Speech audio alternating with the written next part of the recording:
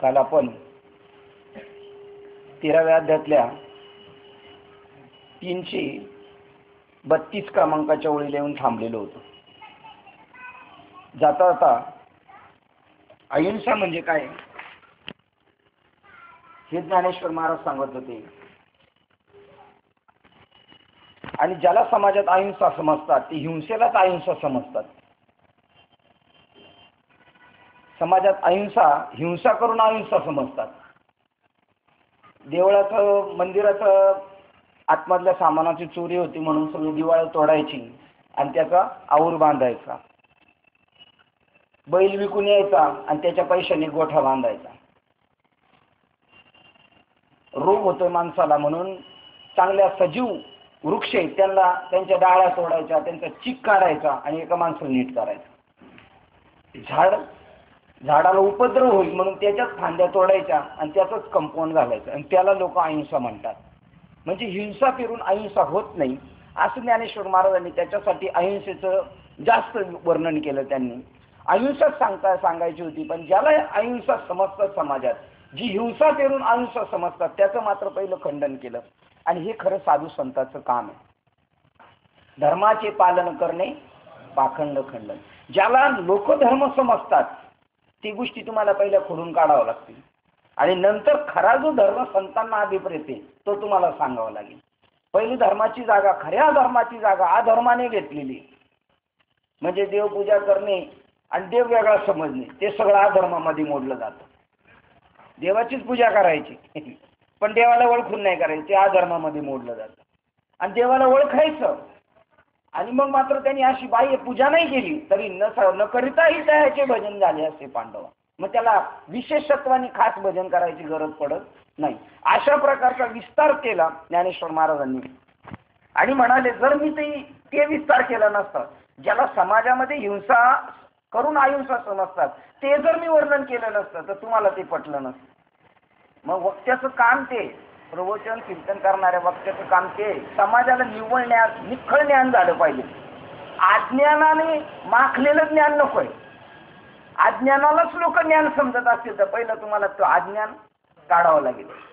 आणि हे काम त्यांनी केलं. आणि जाता जाता पुन्हा सांगतात तर तुम्हाला पसंत पडावं म्हणून मी त्याचा अजून जास्त विस्तार केला. त्याप्रमाणे जर माझे निरूपण निर्दोष निसंदेह झाले नाही तर तुम्ही माझ्याकडे पाहणार सुद्धा नाही. म्हणजे प्रवचन कीर्तन करणाऱ्या माणसांनी ज्ञानेश्वर महाराजांनी स्वतःचा दाखला देऊन सांगितला का निरूपण करताना ते दोषरहित नसावं, निर्दोष असावं. परत त्याच्यात काही संदेह नाही राहिला पाहिजे. श्रोत्याला नेमकं कळालं नाही, बाबांना नेमकं काय म्हणायचं होतं, बाबांना नेमकं काय म्हणायचं होतं असं नाही. खुल्लम खुल्ला झालं पाहिजे, नेमकं काय सांगायचं. असे झाले नाही तर तुम्ही माझ्याकडे पाहणार सुद्धा नाही. म्हणजे कंसात ग्रंथाचा स्वीकार करणार नाहीत. इतकेच नाही तर उलट आपण रागवान. अहिंसेवर निरनिराळी मते समजून सांगताना जर निरनिराळ्या अपेक्षांच्या मतांचे निरसन न करता व्याख्यान केले तर ते व्याख्यान मला तुमचा लाभ जोडून देणार नाही. संशयात अवसर असलेले माझे व्याख्यान आपण ऐकत बसणार नाही.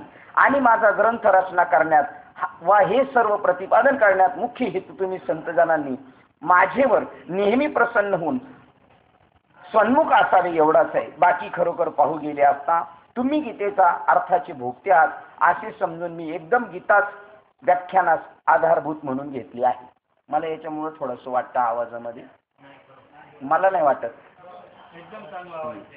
हे जर बंद करून त्याचा आवाज तेवढा आहे तेवढा मला समजत नाही मी काय म्हणतोय ते गोंगाट. मला तुम्हाला समजून मला नाही समजलं तर कसं काय समजलं. अवघडल्यासारखं नाही पण त्याचा आवाज नाही बघा. याचा आवाज बिलकुल नाही. त्याचा आवाज येतोय पण ते खाली असं आहे आणि त्याचा आवाज आहे ना माझ्या कानावर येतो. वाढवा, मोठा करा. हरी हरी हरी हरी वाढवलं. हां ठीक आहे, बरोबर आहे. बघा जरा हे घ्या तुमचं. काल आपण इथपर्यंत आलेलो होतो. कारण त्या बाकी खरोखर पाहू गेले असता तुम्ही गीतेच्या अर्थाचे भोगते आहात. वाटलं ना तुम्हाला? फरक वाटलं की नाही? बाकी खरोखर पाहू गेले असता तुम्ही गीतेच्या अर्थाचे भोगते आहात असे समजून मी एकदम गीताच व्याख्यानास आधारभूत म्हणून घेतली. ते श्रोत्यांना एवढी उंची देतात की तुम्हाला सटरफटर ऐकायचं काय राहिलेली इच्छा नाही, तुम्हाला कथा ऐकण्याची इच्छा राहिली नाही, तुम्हाला निव्वळ तूप म्हणजे गीतेचा सिद्धांत ऐकायचं तुम्हाला. आणि या गीतेमध्ये कोणत्या देवाचं चरित्र आलेलं नाही, आणि ज्या देवाचं यायला पाहिजे त्याचे आलेलं आहे. आणि प्रत्येक प्राणी मात्राचं याच्यामध्ये चरित्र आहे, माणसाचंच नाही, या लोखंडाचं पण चरित्र आहे याच्यामध्ये. हे सगळं चित्र तेच आहे, सगळ्यांचं आत्मचरित्र याच्यामध्ये आहे. आणि तुम्ही खरे गीतेचे भोगत्यात ऐकणाऱ्या श्रवण करणाऱ्या भक्तांना श्रोत्यांना सांगितलं, कारण त्या गीतेकरता तुम्ही आपली वाटेल ती हानी पत्कराल.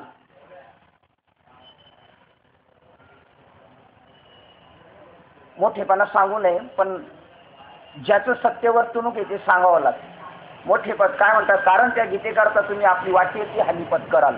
आपण स्वतःचं नुकसान करून इथं सगळेजण आलेले, प्रत्येक जण. पण आमच्या गोरडेताई म्हणाल्या, गोरडे बाबांना जोपर्यंत ज्ञानेश्वरी चालू आहे तोपर्यंत 100 रुपये धंदा कमी झाला तर चालेल, पण ज्ञानेश्वरीला यायचं आणि थोडा आराम पण करायचा. ही भूमिका सगळ्यांची असेल तर त्याला ज्ञान 101% पदरात पडणार. आणि एवढे बोलून ते म्हणतात असं काय बोलायचं नाही, आमचं नाव काही येऊन नाही द्यायचं. झाटली मूठ सव्वा लाखाची असली पाहिजे. कारण त्या गीतेकरता तुम्ही आपली वाटेल ती हानी पत्कराल, आपले सर्वस्व द्याल व या गीतेला सोडून न्याल. सर्वस्व द्याल म्हणजे काय द्यायचे तुम्हाला? आता सर्वस्व काय देऊ शकता तुम्ही? त्याच्यात देऊ शकता, प्रमाणात सांगू शकता तुम्ही नका सांगू, तुम्ही लगेच सांगाल. ही एक बोकडी आहे आता. काय देऊ शकता तुम्ही संताचा? काय देऊ शकता? गीता प्राप्त करण्यासाठी त्याच्या मोबदल्यात तुम्ही काय देऊ शकता? व्हावे उतराई काय द्यावे त्यांची, व्हावे उतराई ठेवी तो हा पायी जीव थोडा, ठेविता हा पायी जीव तोडा काय द्यावे त्यांची, व्हावे उतराई. जीव मोबदल्यात देऊन गीता घेऊ शकता का? त्याचं काम नाही इथं. बाकी भ्याडा धाडा वळती या माझे गडी कोण निवडा. याच्यातून काय आठवतं का प्रमाण काल्याचं? माझे गडी कोण निवडा यातून. बाकी जे घाबरियांच्या मोडा काड्या आणि भेडा धाडा वळती या. पुढे वळती करा पाठवायची. 84 जीव देऊन मोबदल्यात गीता तुम्ही सोडून न्या. गीता कैद मध्ये. आता गीता म्हणजे तुमचं आत्म चैतन्य गुंतलेलं आहे, त्याच्या बदली तुमचा जीवपणा खरा आहे का खोटा आहे? मग खोटं देऊन खरं तुम्हाला घ्यायला सांगितलेले, खोटं देऊन. जीव हा खरा नव्हे, तो द्यायचा आहे. आपले सर्वस्व द्याल व गीतेला सोडून न्याल. म्हणून खरोखर हा ग्रंथ नव्हे तर तुमच्या कृपेचा जामीनच मजवर आहे. इतक्यावरही तुम्ही सर्वस्वाचा लोभ धराल व या गीता ग्रंथरूपी जामीनाचा तारणाचा अव्हेर कराल, तर मग गीतेची जी गती तीच माझी गती अशी समजा. जर तुम्ही सर्वस्व जर द्याल नाही आणि सांभाळून ठेवाल काही, तर गीतेची जी हालत होणार तीच माझी होणार. ज्ञानेश्वर महाराज म्हणतात, फार काय सांगावे, तुमच्या कृपा प्रसादाची मला जरूर असल्यामुळे मी गीतेचा अर्थ सांगण्याचे एक निमित्त केलेले आहे. काल आपण इथपर्यंत आलो होतो, पुढील विषयाकडे पाहूया. तुमच्या कृपा प्रसादाची मला जरूर असल्यामुळे मी गीतेचा अर्थ सांगण्याचे एक निमित्त केले आहे. जेव्हा आपण हे जे रसिक त्या तुम्ही श्रोत्यांना रुचेल असे योग्य व्याख्यान केले पाहिजे, म्हणून अहिंसेवरील इतर वेगवेगळी मते तुम्हाला सांगितली. त्यामुळे कथेचा विस्तार झाला, श्लोकाचा अर्थ बाजूला राहिला. या माझ्या बोलण्याबद्दल मज लेकराला आपण क्षमा करावी. बघा, एवढं चांगलं करू नये म्हणतात क्षमा करावी. काही चुकीचं केलं त्यांनी? निखळ ज्याला अहिंसा म्हणतात ते कळवण्यासाठी आपल्याला त्यांना बाकीच्या अवांतर गोष्टी सांगाव्या लागल्या, त्याच्याबद्दल मला क्षमा करा म्हणतात. दुसरे असे की जेवताना घासात खडा लागला आणि तो काढण्यास वेळ लागला, तर तो लागलेला वेळ व्यर्थ गेला. हा जेवणाराचा दोष नव्हे. हा का जेवणाराचा दोष नव्हे, कारण तो घासातील खडा काढून टाकलाच पाहिजे असं वक्त्याचं ते बोललंच पाहिजे. तुम्हाला सांगतो, तुम्ही जेव्हा स्पष्ट सांगाल, खरं आहे ते सांगाल, त्यावेळेला तुमचा वेळ अवांतर गेलेला नाही. कारण त्या खड्यामुळे त्याचं जीवित धोक्यात आलं असतं, कारण तो घासातील. आता खडा सांगायचा का त्यांना? नको असलेल्या अहिंसेला जर तुम्ही अहिंसा समजले तर तुमचं समजणंच व्यर्थ जाईल. गीता वाचून पदरात काय पडायचं नाही. तर तो लागलेला वेळ व्यर्थ गेला हा जेवणाराचा दोष नव्हे, कारण तो घासातील खडा काढून टाकलाच पाहिजे. आपला मुलगा गावाहून येत असताना जर सोबतीच्या संभावित चोरांना चुकून येण्याकरता त्यास बऱ्याच दिवसाचा वेळ लागला तर आईने त्याच्यावर रागवावे का जिवंत घरी आला म्हणून त्याच्यावर लिंबलोण करून उतरून टाकावे. अरण्यातून मुलगा येतोय, चोरांना चुकून लेट झाला, चोर पाठला करीत होते, मग तो आला 15 दिवसांनी, तर आईने रागवलं पाहिजे का? तसं श्रोत्यांनी रागवलं नाही पाहिजे ज्ञानेश्वर महाराजांचं. परंतु हे दाखले देण्याचे काही कारण नाही. माझे वाढलेले व्याख्यान सहन केले व त्याबद्दल मला क्षमा केलीच, हे चांगलेच झाले. म्हणून पुढे श्रीकृष्ण हे अर्जुनास काय म्हणाले ते ऐका. भगवान म्हणाले, ही ज्ञानरूपी उत्तम दृष्टी असणाऱ्या अर्जुना सावध हो, तुला ज्ञानाची आता चांगलीच ओळख करून देतो. काल तेच सांगितलं, शांती. आता शांती सांगतात. कोणती शांती? पहा, हे पहा, ज्ञान म्हणून जे आहे ते ज्या ठिकाणी खेदा वाचून सहज क्षमा वास करते. आलं का ध्यानात? नाही, तुम्ही जायचं, असं करायचं नाही, यायचं.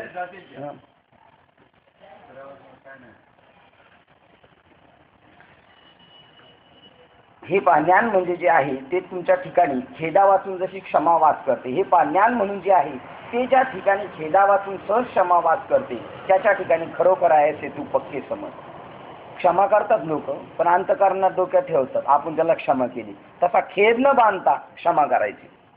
अत्यंत खोल जल असलेल्या तळ्यात जशी कमले असतात किंवा दैववानाच्या घरी जशी लक्ष्मी आपोआप वास करते, त्याप्रमाणे पार्था ज्याच्या योगाने क्षमा वृद्धिंगत होते तेही ज्या लक्षणामुळे पूर्णपणे लक्षात येईल अशी लक्षणे स्पष्टपणे सांगतो. ज्या भावनेने आवडता अलंकार धारण करतो त्याच भावनेने अदृश्यने प्राप्त होईल ते सर्वही तो सहन करतो. कितीही दुःख प्रसंग असले तरी त्याचे आध्यात्मिक, आधिदैविक आणि आधिभौतिक असे मुख्य 3 भेद आहेत. तितकेही मिळून एकदम त्याच्यावर कोसळले तरी त्याच्या भाराने तो वाकत डगमगत नाही.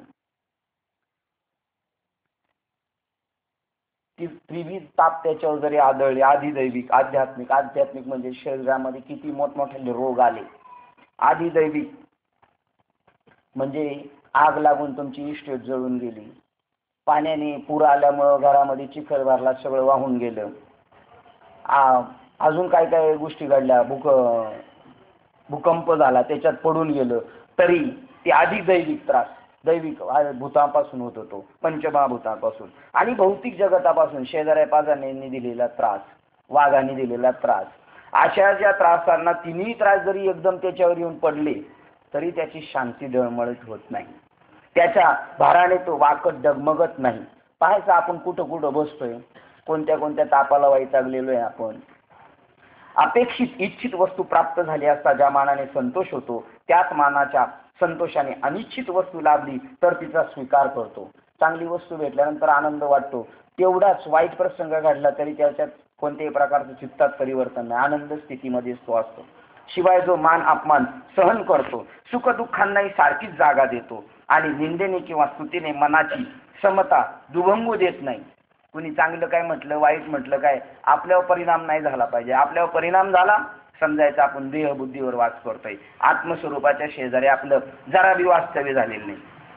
जो उन्हाच्या तापाने संतप्त होत नाही व थंडीने जो कापत नाही म्हणजे शीतोष्ण सहन करतो आणि जो कसलाही प्रसंग प्राप्त झाला असता भीत नाही, मेरू पर्वत जसा आपल्या शिखराचा भार मानित नाही किंवा वराह अवतारी भगवान जसा दंताग्री धारण केलेल्या पृथ्वीला ओझे आहे असे म्हणत नाही, अथवा स्थावर जंगमात्मक अनेक भूतांचे ज्याप्रमाणे पृथ्वीला ओझे होत नाही त्याप्रमाणे अनेक प्रकारची सुखदुःखे प्राप्त झाली तरी ज्याचे अंतःकरण डगमगून जो श्रमी होत नाही. नदी व नद यांचे समुदाय पाण्याचे लोटच्या लोट जर घेऊन जरी आले तरी त्यांना कोठे ठेवावे अशी चिंता न करता ज्याप्रमाणे समुद्र पोट मोठे करतो म्हणजे त्यांना आपल्या पोटात सहज सामावून घेतो, त्याप्रमाणे ज्याच्या ठिकाणी सहन न करणे असे कधीही व काहीही नसते व आपण सर्व गोष्टी सहन करतो अशी आठवण करण्या इतका अभिमानही ज्यास राहत नसतो. जी ही द्वंद्वाधिक सुख दुःख मान अपमान कोणत्याही परिस्थितीत त्याच्या चित्ताचं स्थैर्य ढळत नाही, एका ठिकाणी तो स्थिर झालेला आहे. देहाला ज्या ज्या गोष्टीचे भोग प्राप्त होतात त्या सर्व आपण आहोत असे जाणून आपण सर्व अलौकिक असे काही सहन करतो असाही त्याचा अभिमान उत्पन्न होत नाही. सगळं जे चांगल्या गोष्टी घडतील, वाईट घडतील, त्या सुद्धा मीच आहे. जे विषय आपल्याला प्रारब्धानुसार प्राप्त होईल ते सुद्धा मीच आहे. आणि एवढं करून आपण एवढं सगळं सहन करतोय याची सुद्धा जाणीव, कारण दोन नाहीच ना. जे भोगतोय, जे भोग आलेले ते सुद्धा, ती कर्म, त्याचे परिणाम, हे सगळं मीच आहे. आणि मलाच एकट्याला माझं काही खूपच नाही. जसं जी पदार्थाने चावली कोणी 32शी ताडिली.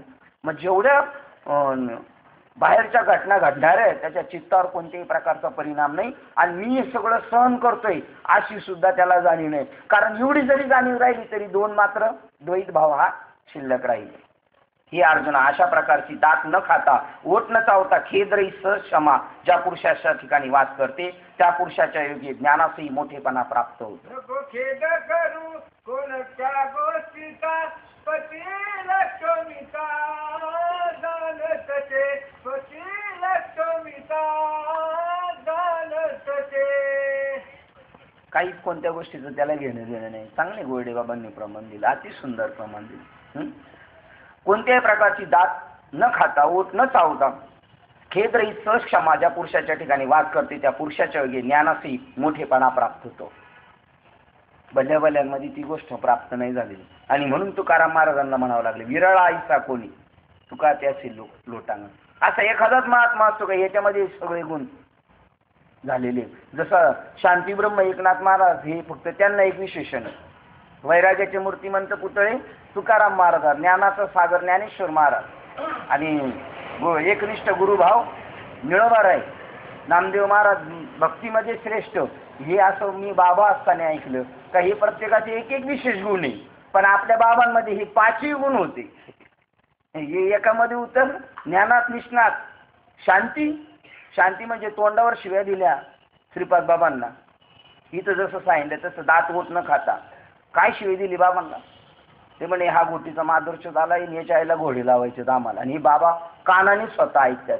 तरी सुद्धा बाबा ते ऐकणार. आपल्या लोकांना म्हणले बघा बाबा काय शिवाय देतात आपली लोक. म्हणले बाबा म्हणले माझ्या आईची यांची केव्हा गाठ पडणार. पाच ही दात ओठ न खाता असलेली शांत. ज्ञानाचे सम्राट म्हणजे कोणी त्यांच्या पुढे बोलू शकत नाही. वैराग्य चालत जाऊन परमार्थ सांगितलेलं. एका ठिकाणी पॉकेट द्यायला विसरले ती लोक. बाबा 1 2 1 2 करत नाशिक पर्यंत पोहोचले, याला शिर्डीपर्यंत गेले आणि नगरवरून. आणि तिथे गेल्यानंतर एक माणूस भेटला ओळखीचा. बाबा बरं झाली इकडे आले. कुठं आले होते? आलो होतो इकडे कीर्तनाला. चला चला घरी घेऊन गेले. घरी घेऊन गेले. चहा पाणी जेवण खाऊन झालं. बाबांना परत एसटी स्टँडला बसवायला. बाबा एसटी स्टँडमध्ये आले. एसटीत बसले. त्याला म्हणले तू जा आता. तो म्हणला बाबा गाडी हल्ल्याशिवाय मी जाणार नाही. ते म्हणले बाबा म्हणले तू जाते. म्हणले नाही मी गाडी हल्ल्याशिवाय जाणार नाही. मग बाबाच खाली उतरले. म्हणले भाऊ माझ्याकडे पैसे नाही म्हणून मी चाललोय. म्हणजे तोंडावर आणून नाही दिलं. आता कंडक्टर आला तर मग मात्र तिकीट काढावं लागेल. पैसे नाही त्याला काढून द्यायचा विचार चाललाय. म्हणजे सांगणं सुद्धा नाही. केवढे म्हणतो वैराग्य येईल. कोणती परिस्थिती चालेल. ज्ञान वैराग्य आणि एकनिष्ठचा भाव. मच्छिंद्रनाथ पैठणचे महाराज आले मठाधिपती. बाबा असताना बाबांचे बंधू आळंदीमध्ये. त्यांनी काय विकायला आणले होते? केरोबाबाचे फोटो, केरोबाबाच्या भावाचे फोटो, मंडोबाचे फोटो, शांतामाईचे. आणि ते विकायला सांगा. आता ते स्टॉलवर विकतात पण कुठं कोण. आणि बाबांनी ते खुर्ची एका ठिकाणी बसले. तर बाबांना ते सांगतात बाबा तुम्ही सांगा ना. तुम्ही सांगितलं ही लोक सगळे घेतील ते फोटो. आता त्यांनी काय विकायला आणले? फोटो विकायला आणले. बाबांचं म्हणणं काय विकलं पाहिजे? माल पाठवला पाहिजे माल. मग बाबा उठले. बिचाऱ्यांचं सांगणं काय नाही. म्हणले हे फोटो घ्या या महात्म्यांचे. ते घेतल्याने तुमचं कल्याण होईल. असे महात्म्यांनी आपल्यासाठी खूप मोठं उदार अंतकरणाने आपल्यापर्यंत ज्ञान आणलेले. असे सगळे गुण ज्यांच्यामध्ये शांती आहे, वैराग्य आहे, ज्ञान आहे, भक्ती आहे. भक्ती म्हणजे काय? साधा मुलगा जरी एसटी स्टँडला भेटला आणि जर त्याच्याशी गप्पा मारत असल्यावर जर बाबांच्या ओळखीचे भेटले आणि बाबांनी विचारलं, त्या लोकांनी विचारलं बाबा हा मुलगा कोण आहे? ते म्हणायचे हा माझा मित्र आहे. शिष्य नाही म्हटले, हे माझे मित्र आहे. लहान असला तरी अशी जी प्रकारची दात न खाता, ओठ न चावता, खेदरही सहज क्षमा ज्या पुरुषाच्या ठिकाणी वास करते त्या पुरुषाच्या योगे ज्ञानाचाही मोठेपणा प्राप्त होतो. हे पांडवा, असा जो पुरुष तो ज्ञानाचा खरोखर जिव्हाळाच होय. आता अर्जव सांगतात. आता अर्जव मनाच्या सरळपणाने यथार्थ स्वरूप वर्णन करतो ते ऐक. अरे जे अर्जव असे की वाटेल त्या बऱ्या वाईट अशा साऱ्या प्राणी मात्रास मगतो. कोणीही असो त्याला जसा प्राण एकसारखा अनुकूल असतो किंवा सूर्य जसा हा चांगला हा वाईट अशी भेदबुद्धी न ठेवता प्रकाश करतो, तोंड पाहून प्रकाश पाडित नाही, किंवा आकाश हे ज्याप्रमाणे सर्व जगाला सारखाच अवकाश देते त्याप्रमाणे ज्याचे मन हर एक प्राण्यागणित निरनिराळ्या नसते व त्याचे वर्तन असे असते की सर्व जग जसे पूर्वीपासून त्याच्या ओळखीचेच आहे. सर्व जगाबरोबर जसा आपला काही दाट जुनाट सोयरिकीचाच संबंध आहे आणि ज्याला अपपर भावाची भाषाही ओळखीची नसते, ज्याची वाटेल त्याबरोबर मैत्री होते. पाण्याला ज्याप्रमाणे ढाळ असतो त्याप्रमाणे त्याचा सर्वांशी जुळणारा सरळ स्वभाव असतो. कोणाही विषयी ज्याचे मन विकल्प घेत नाही. वाऱ्याचे वाहने जसे सरळ असते त्याप्रमाणे त्याच्या मनाचा स्वभाव सरळ असतो. ज्याला शंका व लोभ हे मुळीच नसतात.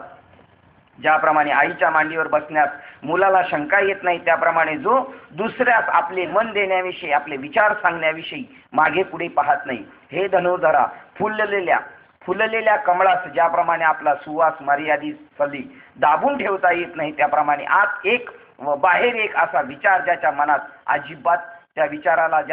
अजिबात जागा नाही.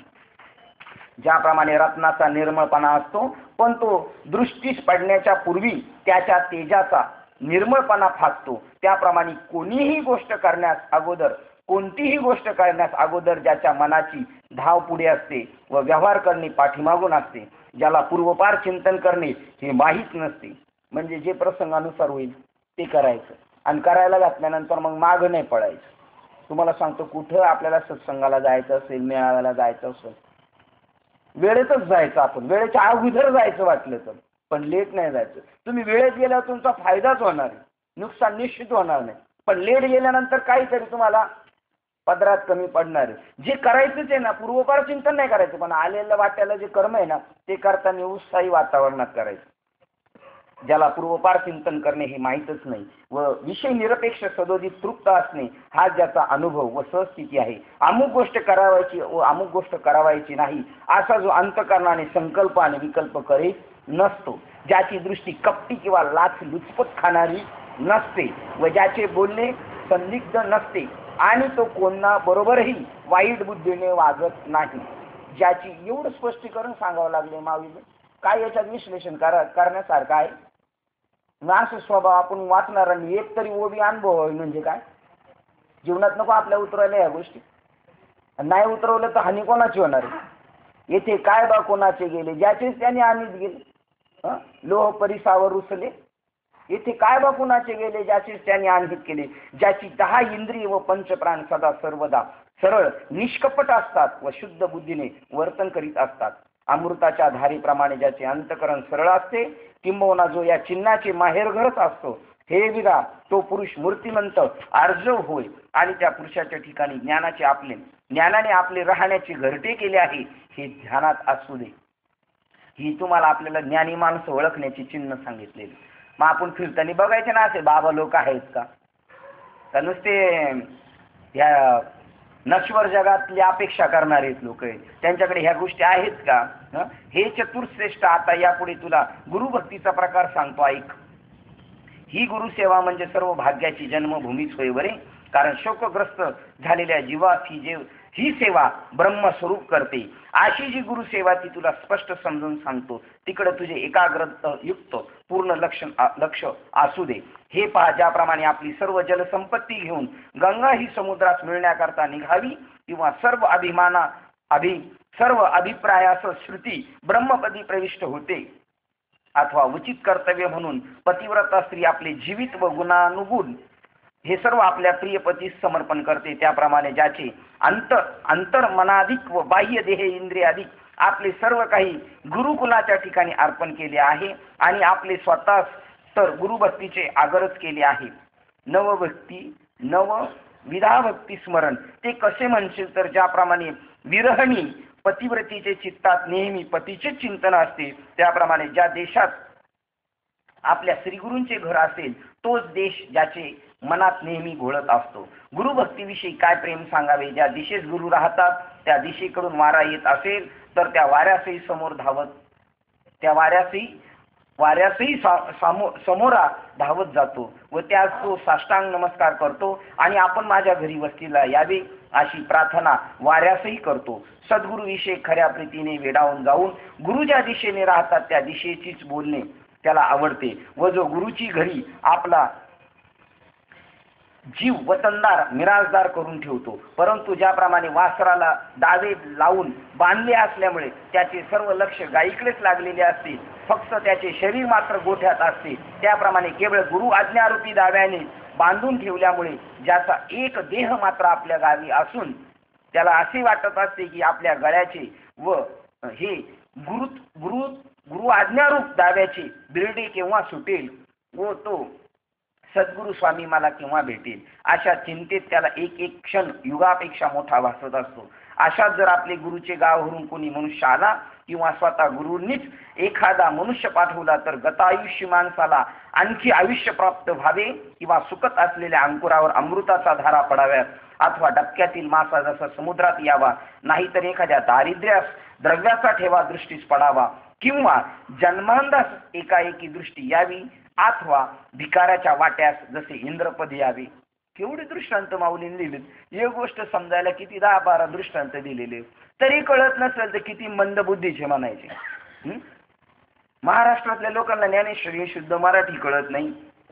त्याप्रमाणे गुरुच्या कुळाचे नाव ऐकताच तो महासुखाने अतिशय थरावर होतो. तो इतका की कौतुकाने आकाशही आपला सहज कवटाळता येईल असे त्यास वाटेल. हे बघ, गुरुकुलाच्या ठिकाणी ज्याची अशी प्रीती असलेली तुझ्या नजरेस येईल त्याच्याजवळ ज्ञान हे त्याची सेवा चाकरी करीत राहिली असते असे समज. म्हणजे काय झालं, मालक कशाचा झालाय हा, एवढं करून मालक कशाचा झालाय, ऐकताय ना तुम्ही, कशाचा मालक झाला, ज्ञान त्याच्या घरी सेवा चाकरी करत असते.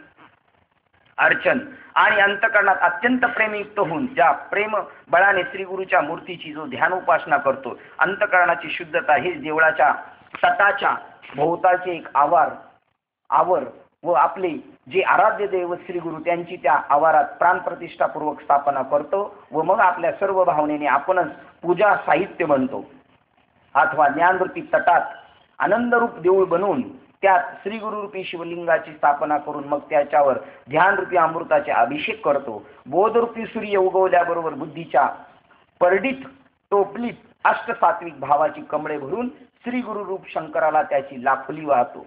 उत्तम पवित्र वेळ हे शिवाच्या पूजेची तिन्ही काळ असे मानून त्यात जीवपणारूपी धूप जाळतो. कोणता काळ उत्तम पवित्र आहे? उत्तम पवित्र वेळ हेच शिवाच्या पूजेची तिन्ही काळ. किती याच्यात मार्मिक गोष्ट आहे. उत्तम काळ पाहिजे, त्यावेळेला ही घेतली पाहिजे, पवित्र वेळ पाहिजे. कोणती वेळ पवित्र आहे? तिन्ही काळ. कोणत्याही काळात आठवण करा, ती वेळ चांगलीच आहे. नाम असं आहे, एवढी ताकद आहे त्या नामात. ती काय काळ वेळ नाम उच्चारित नाही, दोन्ही पक्ष पायी उतरती, दोन्ही पक्ष पायी उतरती, दोन्ही पक्ष पायी उतरती. कोणत्याही वेळेचं इथं बंधन नाही, कोणतेही वेळ पवित्रच आहे हे त्याच्यातून त्यांनी मार्मिकपणे सांगितलेले. उत्तम पवित्र वेळ हे शिवाच्या पूजेचे तिन्ही काळ. तिन्ही काळ कोणतेही बी काळ म्हणजे कसा आहे, उत्तम आहे. आता 8व्या अध्यायात सांगितले जे भीष्माचार्य वाट बघत होते तो काळ उत्तम का, मग हे सांगितलेलं महत्वाचं. आणि त्यात जीवपणारूपी धूप जाळतो. हे धूप जाळायचं ना आरतीला, हे काही मला वाटत नाही जाळणाऱ्याला कळायला असेल म्हणून.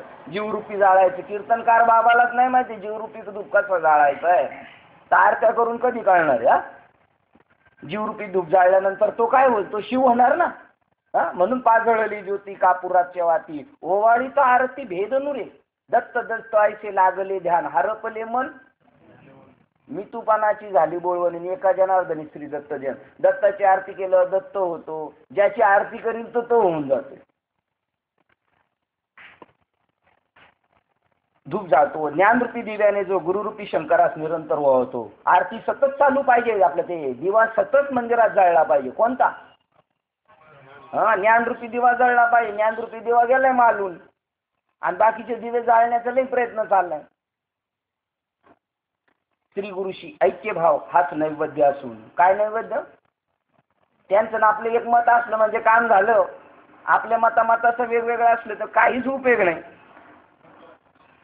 श्री गुरुरूपी देहभाव हाच नैवेद्य असून तो श्री गुरूंना नेहमी अर्पण करून आपण पुजारी बनून गुरु शंकराची पिंडी मानून स्तवन करतो, अथवा आपल्या जीवाची शेच करून गुरु हे आपले पती आहेत असे समजून त्याचा उपभोग घेतो. आणि अशा प्रकारे प्रेमाच्या योगाने जो आपल्या बुद्धीत अशी अनंत कौतुके धारण करतो, त्यातील काही अशा एखाद्या वेळेस मनात श्री गुरुविषयी प्रीतीचा उमाळा भरून आला असता त्या प्रेमाला शिराब्दी असे नाव देतो.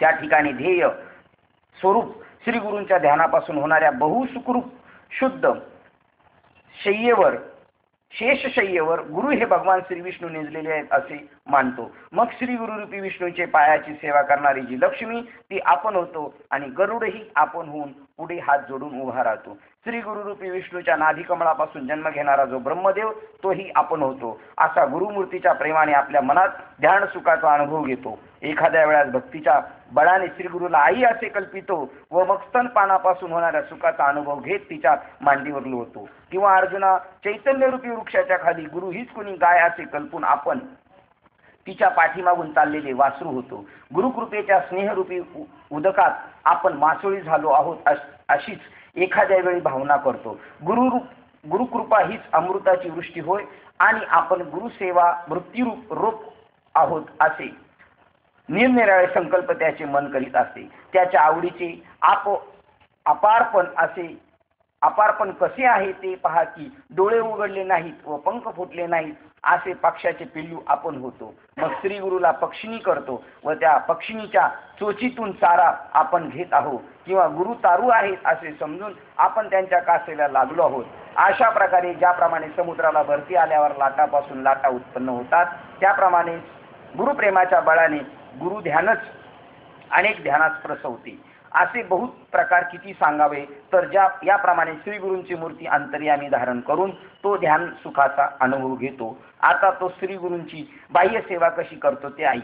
दास्य तो आपल्या मनात असा निश्चय करतो की मी गुरुची इतकी उत्तम सेवा करेन की त्यामुळे गुरूंनी संतोष पाहून मला प्रेमाने काहीतरी माग असे म्हणतील. अशा प्रकारच्या माझ्या खऱ्या शुद्ध सेवेने गुरु सुप्रसन्न होतील. तेव्हा मी त्यांची अशी प्रार्थना करीन. मी म्हणेल की हे प्रभू आपण जेवढा म्हणून परिवार आहे आपला जेवढा म्हणून परिवार आहे त्या सर्व परिवाराची रूपे मीच एकट्याने घ्यावी आणि आपल्या उपयोगी पडणारी जितकी उपकरणे वस्तू आहेत तितक्या सर्वांची रूपे मी एकट्यानेच धारण करावी.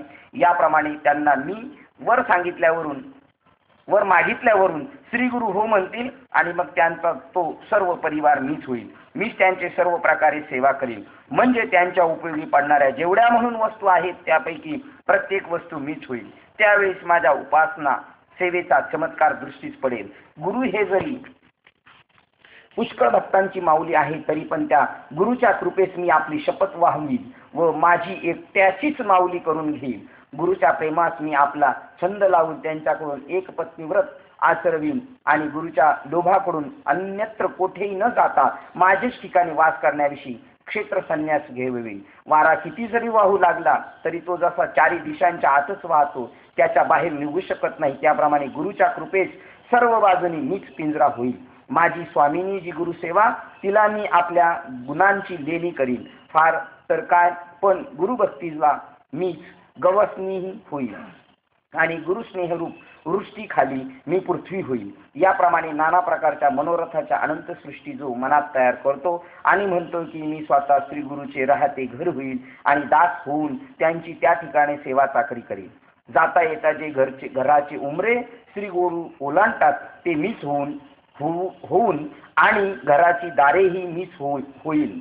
द्वारपालही मीच होईल. मी गुरुच्या पादुका होऊन त्या पादुका खडावा गुरूंच्या पायी मीच लेववीन आणि छत्रही मीच होऊन मीच ते छत्र गुरुवर धरण्याचे काम करीन. महाराज या ठिकाणी खोल खळगा आहे त्या ठिकाणी उंचवटा आहे अशी इशारा देणारा श्री गुरुचा चोपदार मीच होईल आणि गुरुवर चौरी धरणारा मीच होईल. गुरुस हात देणारा मीच होईल व गुरु पुढे पळणारा वाटाड्या किंवा हुजऱ्याही मीच होईल. गुरुची झारी हातात घेणारा शागिर्द मीच होईल व गुरूंना चूळ भरण्यासाठी पाणीही मीच देईल व चूळ टाकण्याचे निर्मळ तसही मीच होईल. तांबूलाधिक साहित्य पानाधिक मी बाळगीन. त्यांनी चावलेला बिडा पीक पान खाऊन थुकलेली थुकी मी घेईन आणि उठणी घेऊन गुरुचा स्नान करण्याची खटपट मीच करीन. श्री गुरुचे आसन मी होईल. अलंकार वस्त्र चंदनाधिक सर्व उपचार हे सर्व ही मीच. स्वयंपाक करणारा आचारी मीच होईल व गुरुच्या फराळाचे पदार्थ वाढीन आणि मी आपल्या आत्मतत्वाने श्री गुरुला ओवाळीन. ज्या वेळेस गुरु महाराज भोजन करतील त्यावेळेस त्यांची पंक्तीचाही लाभ घेणारा मीच होईल आणि मीच पुढे होऊन त्यांचा त्यास विडा देईल. पादसेवन गुरुचे भोजन केलेले ताट व उष्टे मीच काढीन. गुरूंचा बिछाना मीच झाडीन व गुरूंची चरणसेवा मीच करीन आणि गुरुचे सिंहासनही मी स्वतः होईल व मग त्यावर श्री गुरु आरोहण करतील बसतील. याप्रमाणे सर्व प्रकारे मी श्री गुरूंची सेवा करीन. श्रवण श्री गुरुचे लक्ष ज्या गोष्टीकडे लागेल ती वस्तू ही होण्याचा चमत्कार मीच करीन. श्री गुरूंच्या श्रवणरूप अंगणात शब्दाचे असंख्य समुदाय मीच होईल आणि श्री गुरूंचा ज्या ठिकाणी अंगस्पर्श होईल ते स्पर्श ठिकाणी मीच होईल. श्री गुरूंचे डोळे प्रेमपणाने ज्या ज्या वस्तू अवलोकन करतील ती सर्व रूपे त्या त्या वस्तू मीच होईल. त्यांच्या जीवेस जो रस आवडेल तो रस मीच होईल. मीच गंधरूप होऊन त्यांच्या घाणेंद्रियाची सेवा करेल. याप्रमाणे श्री गुरूंची बाह्य सेवा सर्व प्रकारे करून गुरूंना लागणाऱ्या सर्व वस्तू मीच होऊन व्यापून टाकील असे त्याचे मनोगत असते. महाराज म्हणतात जोपर्यंत हा देह आहे तोपर्यंत श्री गुरूंची अशीच सेवा सर्वोत्तपरी सेवा करील असे म्हणतो आत्मनिवेदन. आणि मग देह पडल्यानंतरही त्यांची सेवेविषयी अद्भुत आस्थाबुद्धी कशी धरते ते नवल ऐका. तो म्हणतो या शरीराची माती पृथ्वीच्या त्या भागात मिळवीन की ज्या ठिकाणी श्री गुरूंचे पूजनीय श्री चरण उभे राहतील. मी आपल्या शरीरातील उदकाचा भाग खरोखर चांगल्या रीतीने त्या उदकात नेऊन मिळवीन की ज्या उदकाला माझे स्वामी कौतुकाने सहज स्पर्श करतील. आपल्या देहातील तेज त्या दिव्यातील तेजात नेऊन मिळवीन. मी ज्या दिव्यांनी लोक श्रीगुरूंना ओवाळतील अथवा जे दिवे श्रीगुरूच्या मंदिरात प्रकाश करीत असतील मी आपल्या देहातील प्राणाचा लय त्या ठिकाणी करीन की ज्या ठिकाणी श्रीगुरूंना पंख्यांनी वा चौरीने वारा घातला जात असेल व मग वारा होऊन त्यांच्या शरीराची सेवा करीन. मी आपल्या शरीरातील आकाशाचा भाग त्या ठिकाणी लयास नेऊन मिळवीन की ज्या आकाशात पोकळीत श्रीगुरू आपल्या परिवारासह असतील. परंतु जिवंत असताना आणि मेल्यावरही श्रीगुरूंची सेवा केल्याशिवाय मी राहणार नाही आणि एक निमिषभर पळभर दुसऱ्यावर गुरुची सेवा सोपवणार नाही. याप्रमाणे कोट्यावधी कल्पाचा कल्पकाल मोजला तरी श्री गुरु सेवा करीतच राहील. येतपर्यंत अशा प्रकारची पूर्ण उत्कंठा इच्छा ज्याच्या मनात असते आणि त्या आपल्या इच्छेप्रमाणे अपार गुरुसेवा करू नये ज्याची सेवावृत्ती कायम असते जो श्री गुरु सेवेला रात्र व दिवस जाणत नाही किंवा थोडीफार म्हणत नाही आणि तशात जर गुरूंनी सेवा करण्याची आज्ञा केली तर सेवेच्या दाटीमुळे त्याला जास्त स्फुरण येते व तो प्रसन्न होतो. श्री गुरुची अशा प्रकारे सेवा करण्याची म्हटले म्हणजे जो गगनाहूनही मोठा होतो व ती सर्व सेवा एकाच काळी करतो. मनोवृत्तीच्या धावेपेक्षा ज्याच्या शरीराची धाव पुढे असते व याची सेवा करण्याची प्रत्यक्ष कृती ही मनाची चढाओढ पैज बांधते. एखाद्या वेळेस श्रीगुरूंच्या लीलांना आपल्या जीविताचे लिंबनोन करतो. त्याच्या काहीशा लीलांवरून आपले जीवित उतरून ठेवतो. जो श्रीगुरूंच्या सेवेने कृश झालेला असतो व गुरूंच्या प्रेमाने पुष्ट झालेला असतो आणि गुरूंच्या आज्ञेला आपण स्थान असतो. जो श्रीगुरूच्या कुळामुळे आपणास कुलीन असे मानतो. जो गुरुबंधूंच्या बरोबर सौजन्याने वागून सुजन भला असतो व जो गुरुसेवा रूप व्यसनाने निरंतर व्यसनी असतो. त्याच्यात काही जास्त व्याख्यान काही नाही, सरळ सरळ चाललेले काही. पण एक वाक्य याच्यामध्ये वाटलं मला जरा तिथे ब्रेक घ्यावा. श्री गुरुच्या कुळामुळे आपणास कुलीन असे मानतो व जो गुरुबंधूंच्या बरोबर सौजन्याने वागून सुजन भला असतो. एकमेकाबद्दल निंदा टिप्पणी करत आणि हे माऊलींचं त्यांच्या गुरुबद्दल असणारं प्रेम त्यांनी त्याच्या शब्दांकित केलेलं आहे. वास्तव्य असं काही कोणी करत नाही, असं काही करायची गरज नसते, असं कोणी करत बी नाही. पण त्याची एवढी व्यापकता त्याला असं वाटतं काय करून काय नाही या शब्दातून आणि त्याच्यामुळं त्याची व्यापकता वाढत चालली. हे बी म्हणतात त्याची अशी व्यापकता होत चाललेली. काय म्हणजे ज्या ज्या ठिकाणी मन जाई माझे त्या त्या ठिकाणी निज रूप तुझे मी ठेवितो मस्तक ज्या ठिकाणी तेथे सद्गुरू. म्हणजे सर्व श्रीगुरू असं त्याची भावना व्यापक पण होत चाललेली आहे. आणि त्यातून अजून त्याला सांगितले आणि असाच अभंग 62 का 64 चरणाचा नामदेव महाराजांचा, ज्याला खरोखर ज्ञान प्राप्त करून घ्यायचे त्याच्यातले हे गुण चालले बरं का. शांती, सद्गुरूबद्दल अपार श्रद्धा, त्यांच्या गुरुबद्दल विकल्प सुद्धा नाही मनात आला पाहिजे नामदेव महाराजांच्या चरित्राच्या अभंग गाथेमध्ये. का जर आपल्याला ज्ञानाचा विकास करायचा तर हे गुण आपल्यात आत्मसात पाहिजे की आपल्या श्रीगुरूच्या कडून ज्याने दीक्षा घेतली ना, आपण बी त्यांच्याकडून दीक्षा घेतली तर गुरुबद्दल आपल्या मनात विकल्प नाही आला पाहिजे. पा आणि बाहेर आपण पाहिलं तर काय चाललंय, त्याच्याकडे काय चाललंय, याच्याकडे काय चाललंय. पा गुरु संप्रदाय प्राप्त परीने चालत असलेले धर्म ते त्याचे वर्णाश्रम विहित धर्म होत व श्रीगुरूंची सेवा करणे हे ज्याचे नित्य नैमित्तिक कर्म असते. शिंदे दादा दोन्ही बाबा वारले तर दोन्ही वेळेला चकोट केला होता त्यांनी. काय भाव असेल, बाकीच्यांनी नाही कोणी केलं. त्यांच्या दृष्टीने हे जरा विपरीतही वाटलं असेल, पण ते म्हणले आपलं आपलं याच्याप्रमाणे बस. दोन्ही बाबांच्या वेळेला त्यांनी चकोट केलं होतं.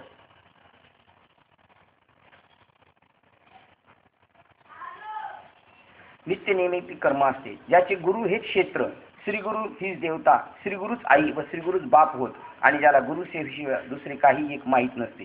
श्रीगुरूचे जे द्वार ते त्याचे सर्व धर्माचे सार होय आणि गुरुसेवकावर आपल्या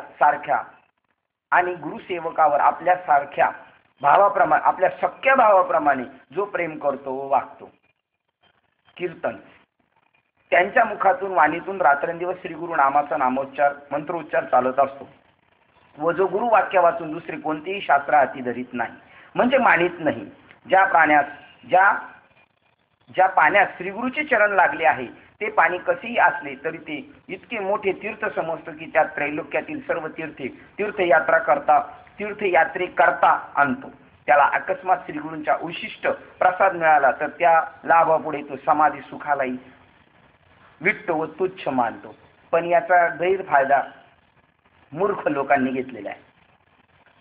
त्या व्यक्तीचा जो सेवाभावी वृत्तीने आलेला आहे त्याचा दुरुपयोग करून घेतलेला आहे. उष्ट खायला देणं, एक म्हणतो बाबा थुकले तर मी त्यांचा थुका घेईन, हे वास्तव नाही, फक्त त्याच्यातून अनन्य भाव प्रगट केलेले आहे बस. याच्या पलीकडे असं कोण करू शकत नाही आणि असं करण्याची गरज नाही. आणि हे त्याचे मनाची कल्पना चालल्या त्या. हे जर तो त्याच्या गुरुकडे बोलला तर गुरु म्हणाल बास कर, हे सगळं पुढे गेलं तसंच होणार आहे. पण माऊलीचं याच्याबद्दल मामासाहेब दांडेकरांनी विश्लेषण केलं का आचार्य उपासना या वाक्यावर माऊली एवढे त्या रानात भांबवून गेले. कारण ज्ञानदेव म्हणे श्रीगुरूचा मी दास, नेन साधनाचा आणि काही बाकीचं मला काहीच माहित नाही. एक निवृत्ती दादाने ज्ञानेश्वर महाराजाचा सांभाळ केलेला आहे, परमार्थिक. निवृत्ती दादाने ज्ञानेश्वर महाराजांचा परमार्थिक सांभाळ केला आणि बाह्य अंगाने निवृत्ती दादाचा ज्ञानेश्वर महाराजांनी सांभाळ केलाय.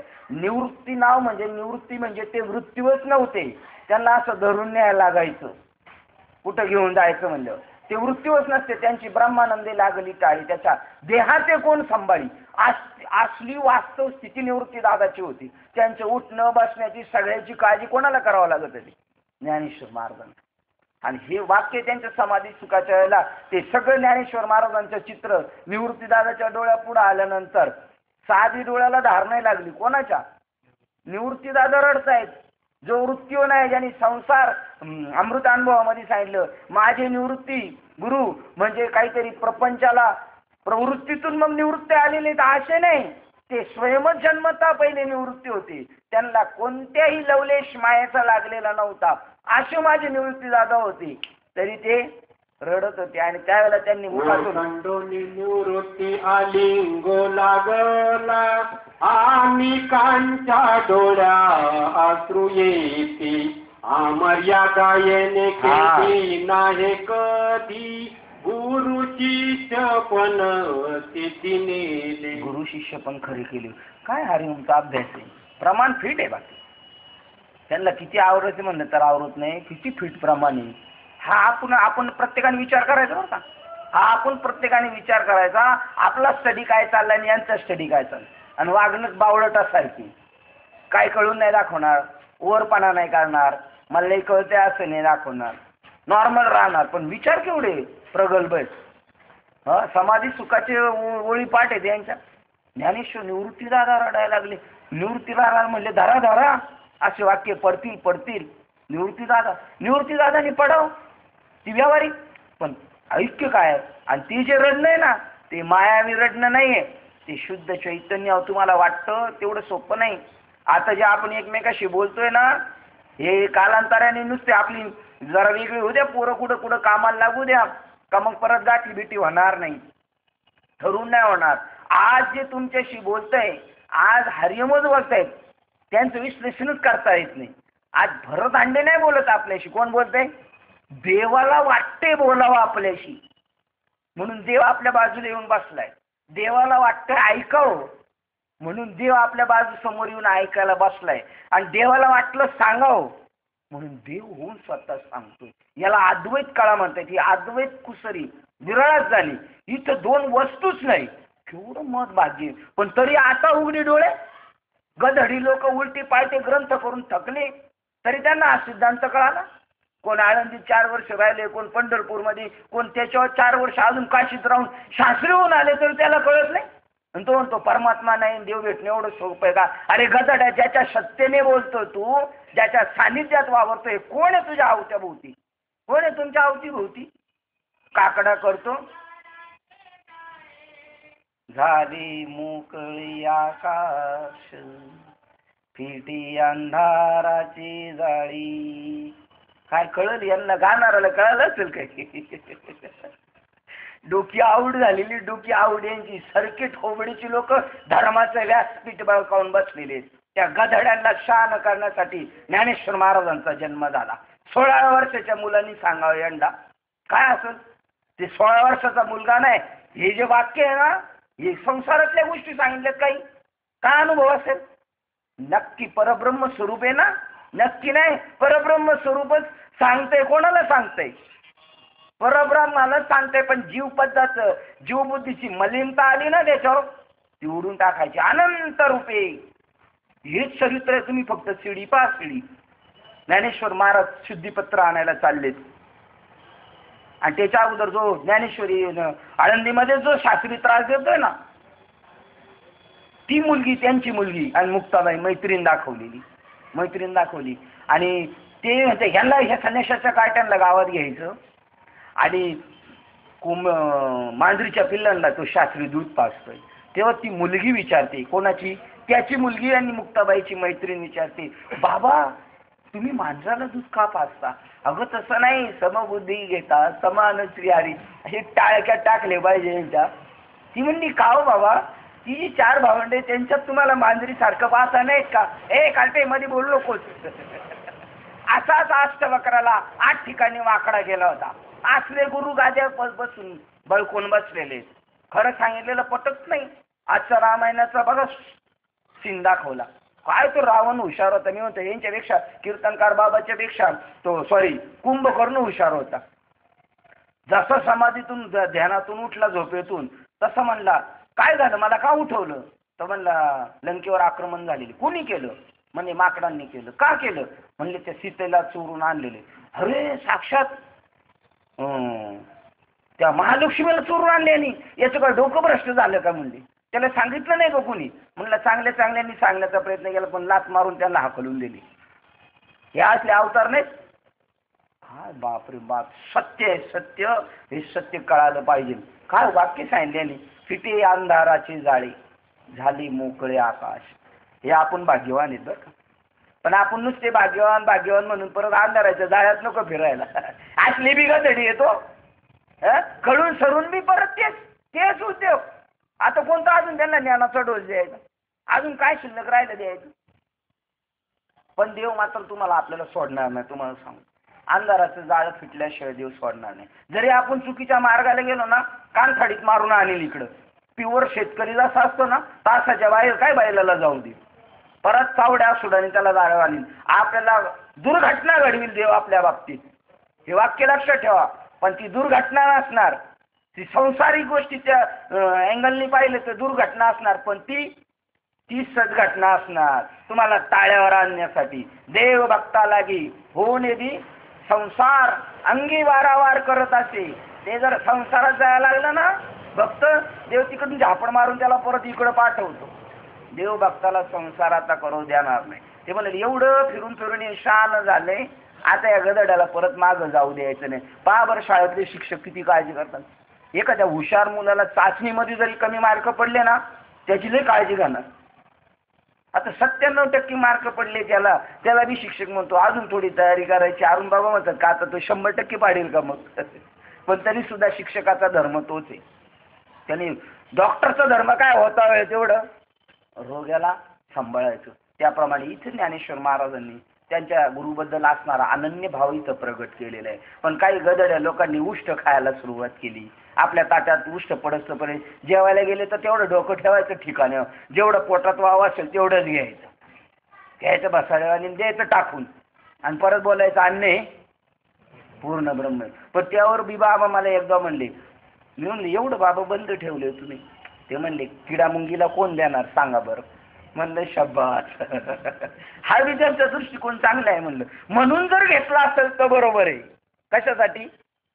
किडा मुंगीसाठी जर घेतला असेल तर पहिलंच मग बरोबर आहे. पण राहिलं किडा मुंगीसाठी असेल तर काय काय काय शिकायला भेटत. बाबांच्या शेजारी जेवायला बसल्यावर एवढं शिकायला भेटते. मग बघा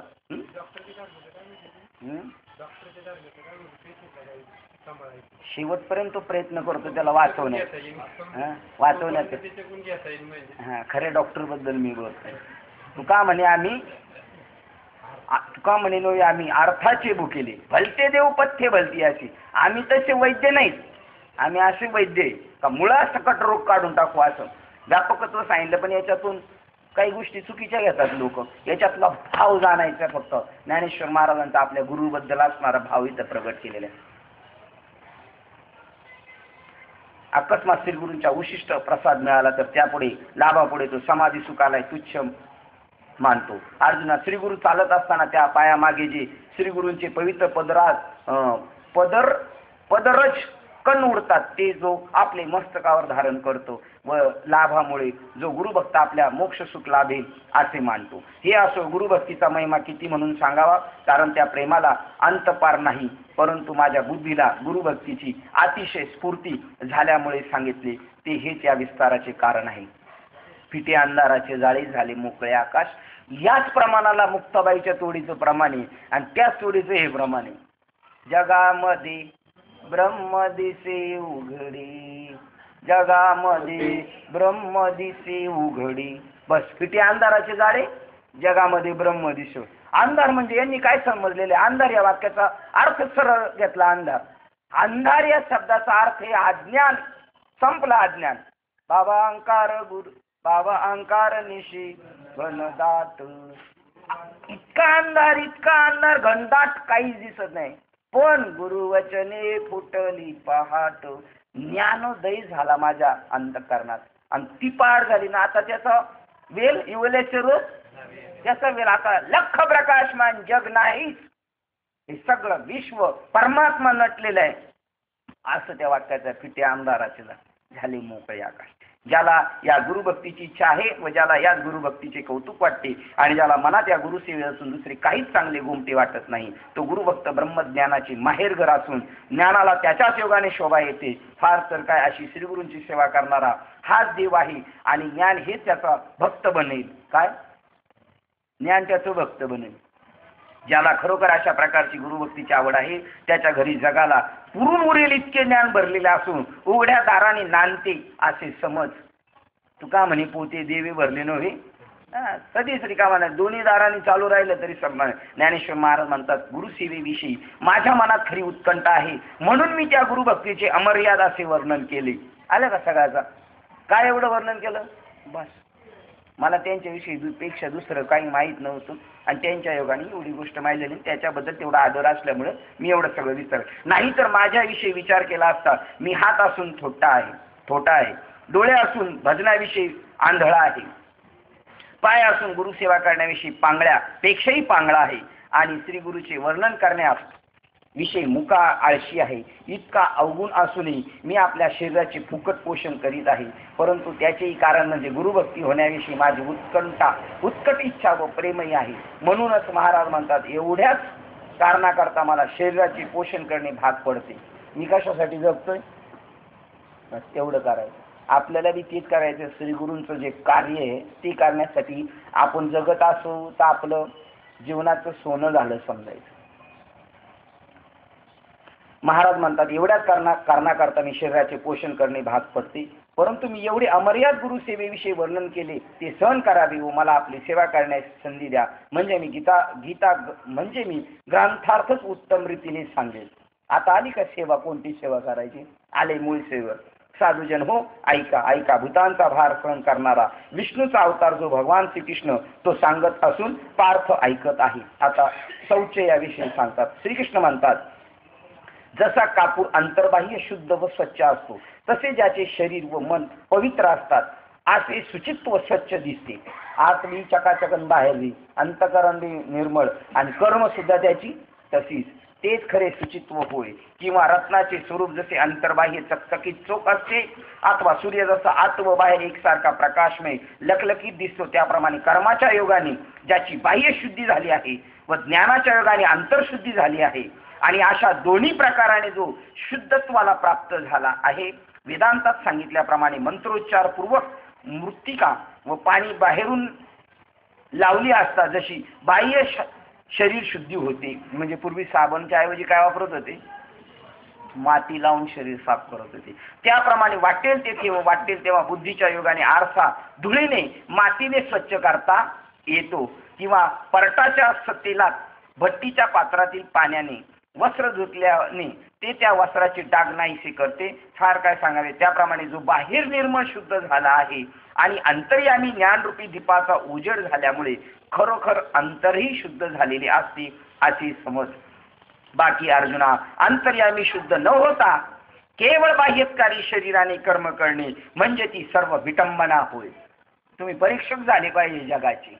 तुम्हाला कळालं पाहिजे जो धर्माच्या नावावर करतोय सगळे गोंधळ, लोकाला भूलथापा भूलभुलैया करतोय, तो आतून बी तसाच आहे का बाहेरून तसा दाखवतोय. जो आतून नाही तसा बाहेरून नुसता धर्माचा डौल आणून दाखवतो ते त्याच्याबद्दल नाथबाबा भागवतामध्ये म्हणतात बगळ्याने साधूचा वेश करून नदीवर आल्यासारखे.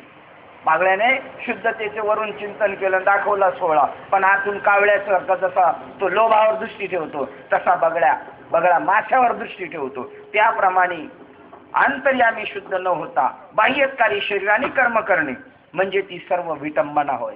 आतमध्ये आपला शुद्ध भाव नसेल आणि वर आपण किती पळत असतो धर्माच्या कार्यामध्ये, ती विटंबना रे. शुद्ध भावाविन जो जो केला तो शील. तुमचं अंतकरण शुद्ध नसेल ना, आणि अंतकरण शुद्ध आहे पण तुम्हाला वास्तविक तिथं कोणती गोष्ट करायला वेळ नाही भेटत, तुमच्याकडं काही करण्याची इच्छा आहे पण तुम्हाला कडे ती गोष्ट नाही, तरी सुद्धा तुम्ही शुद्धच आहात. नाही आले, नाही केलं, काय केलं तरी तुम्ही शुद्ध असू शकता. फक्त तुमचा आंतरिक भाव तसा पाहिजे. काय वाक्य बघा, 68 क्रमांकाची ओळ. एरवी तरी पंडू सुद्धा आत शुद्ध नसता बाहेरी कर्म तो तत्वता विटंबुगा. एक दिवशी तुमची आमची विटंबना झाल्याशिवाय राहणार नाही. आपण फक्त बाहेरून सदाचाराचा डोल आणून आतून कावळ्याने जसं विष्ठेचं चिंतन करावं त्याप्रमाणे जर आपलं असलं तर काय उपयोगाचं नाही. उदाहरण काय देतात, मेलेल्या माणसाला चांगले दागिने घातले काय उपयोगाचे, मृत जैसा शृंगारीला पा. बाकी अर्जुन, अंतर्यामी शुद्ध न होता केवळ बाह्यकारी शरीराने कर्मी केली म्हणजे ती सर्वत्र विटंबना होय.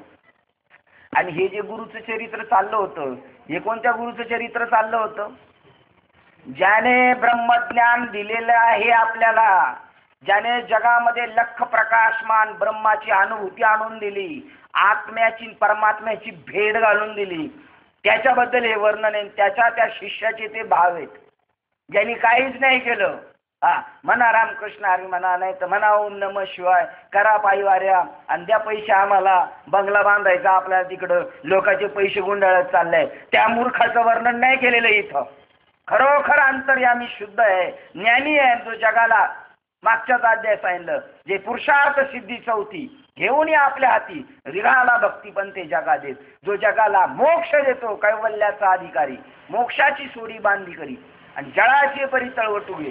कैवल्य म्हणजे आत्मस्वरूपाची प्रत्यक्ष भेट घालून देतो आणि देहबंधमानापासून सोडवतो, संसाराच्या जन्म मरणापासून सोडवतो, त्या श्री गुरूंबद्दल आदर व्यक्त केलेला आहे. ज्ञानेश्वर महाराजांनी ज्या गुरुबद्दल वर्णन केले ते निवृत्ती दादाच्या योग्यतेचे, त्यांच्याबद्दल, त्यांच्या सिंहासनावर बसून ढोंगीपणाने केलेलं त्यांच्याबद्दल नाहीये. बाकी दुसरं देतात, बाकी अंतर्यामी शुद्ध नसता बाहेरील शरीराने कर्म करणे म्हणजे ती सर्व विटंबना होय. ज्याप्रमाणे प्रेतावर दागिने घालून शृंगारिले, सजवले किंवा गाढवास तीर्थात न्हाऊन घातले अथवा कडू दूध या भोपळ्याला गुळाने माखले.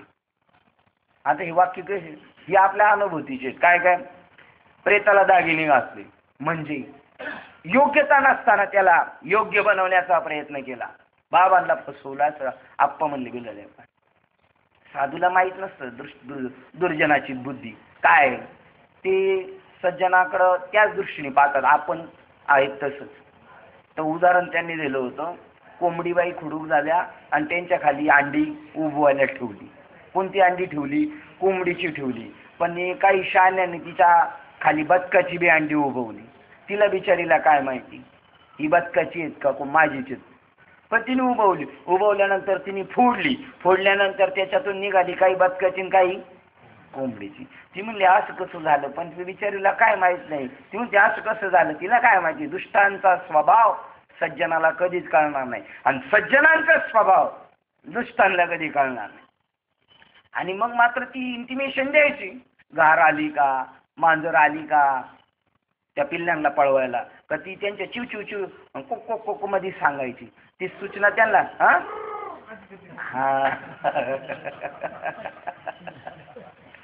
असं कीर्तनामध्ये केलं पाहिजे. ते काल परवा वगैरे घेत नाही. काल 2 प्रमाणे देऊन गेलेत गावाला आणि ते जर एखाद्या कीर्तनात असे बोलायला लागलं ते बाबांची डोकी नाही हटली म्हणजे बरं खाली बसून प्रमाण द्यायला लागलं.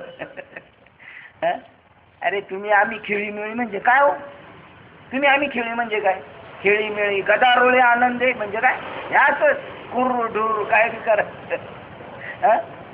त्या कोंबडीने सांगितलेली सगळ्या सूचना त्या पिल्लांना कळायच्या पण बदकाच्या पिल्लांना कळायचं नाही आणि घारी येऊन जायची घेऊन. तसला प्रकार त्यांनी सांगितलं. त्याप्रमाणे एखाद्याची योग्यता नसताना आपण त्याला ती योग्यता दिली ना ते डोक्यावर बसतं. प्रेताला दागिने घालून शृंगारले, सजवले किंवा गाढवांना तीर्थात नाव घातली म्हणजे खरोखर गाढवांना घेऊन जातील का? अहो गाढवांना गाडीत घालून घेऊन जातात. कुठं स्नान करायला? इंद्रायणीमध्ये, चंद्रभागेमध्ये.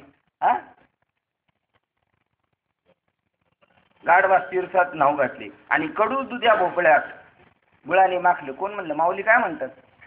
तुमचं बोलणं तर सारखं माऊली. किंवा ओसाड घराला तोरण बांधले. काय वाक्य बघा. म्हणजे बाह्य अंगाने मस्त अंतकरणात काहीच नाही वर दाखवायचं. ओसाड घराला तोरण बांधले अथवा उपाशी मनुष्याच्या पोटावर बाहेरून अन्न लिपले व गत बुकुरतेने कुंकू व शेंदूर लावला. म्हणजे काय? गत भुर्तुकेने कुंकू किंवा शेंदूर लावला म्हणजे विधवा बाईने. बरोबर. बाहेरून सोन्याचा मुलामा केलेल्या कळसाचा पोकळ डेरा वरवर जरी किती चकचकीत दिसला तरी नुसत्या सकाकीला आग लागू. काय माऊलीचं म्हणणं? सात आणि मवाळ वरून निस्ता शो उपर की तो खूप बनी अंदर की राम जानी. वरून चकाकीपणा आला आग लागू त्याला म्हणतात. कारण ती व्यर्थ होय. तसे तशी शेणाची फळाची चित्रे बाहेरून रंगून ती हुबेहूब खऱ्या फलासारखी दिसली असली तरी ती घेऊन काय करायची? त्यात शेणच भरलेली असते ती फक्त शोकेशमध्ये ठेवायची. अंतरशुद्ध नसून फक्त बाह्यकारी कर्म करण्याची स्थिती याप्रमाणे आहे. आणि त्यामुळं मोठमोठ्याल्या महाराजांची बी दांडी मारलेली आपण पाहतो ना. शेवटच्या स्टेपला गेलेला महाराज गेला रसातळाला गेला का? बाहेरूनच फक्त शुद्धता आणली होती, आतून नाही. आपल्याला दिलेलं बाबांनी शस्त्र आहे ना आतून चकाचकी करण्याचं सांगितले. बाहेरून नाही तुला जमलं काही चकाकी करता आली तर चालेल पण आतून चकाकी झाली पाहिजे. काम, क्रोध, लोभ, मद, मत्सर हे आतून आपल्याला क्लिअर करण्याचं काम चालले आणि आतून क्लिअर झाला ना तर बाहेर तेच राहणार. पण वरून केलं तर फसण्याची दाट शक्यता आहे. आतून करणाऱ्याची दाट शक्यता आहे तर बाहेरच्या काय सांगतात.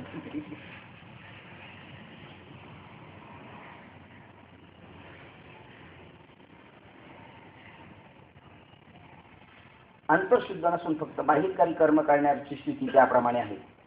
हिमकट पदार्थाला पुष्कळ मोल येत नाही व ती खपतही नाही, किंवा मद्याने भरलेली घागर गंगेत नेऊन बुचकळली वा ठेवली तरी ती घागर पवित्र होत नाही. काय सांगितलं? यालाच गायकवाड एक उदाहरण देतात. मद्याने भरलेली घागर जरी नेऊन माठा याच्यात बुडवली गंगेमध्ये काशीला, ती पवित्र होणार आहे? खाताड पेताड गेल्यावर पवित्र होणार आहे हो तिकडं? तिचा मुमुक्ष गेला पाहिजे. ज्याला काशीला जायचं तो मुमुक्ष पाहिजे.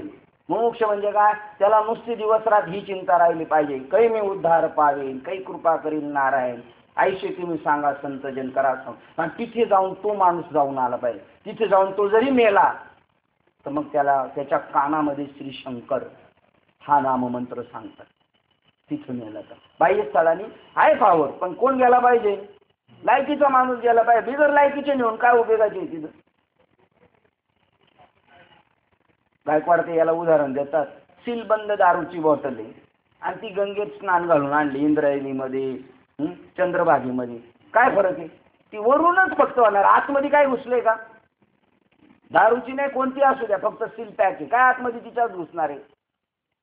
त्याप्रमाणे म्हणून अंतर्यामी अंतकरण वृत्तीत ज्ञानप्राप्ती झालेली असली पाहिजे, आतमध्ये ज्ञान झालं पाहिजे, मग बाहेर कर्मशुद्धी सहज प्राप्त होईल.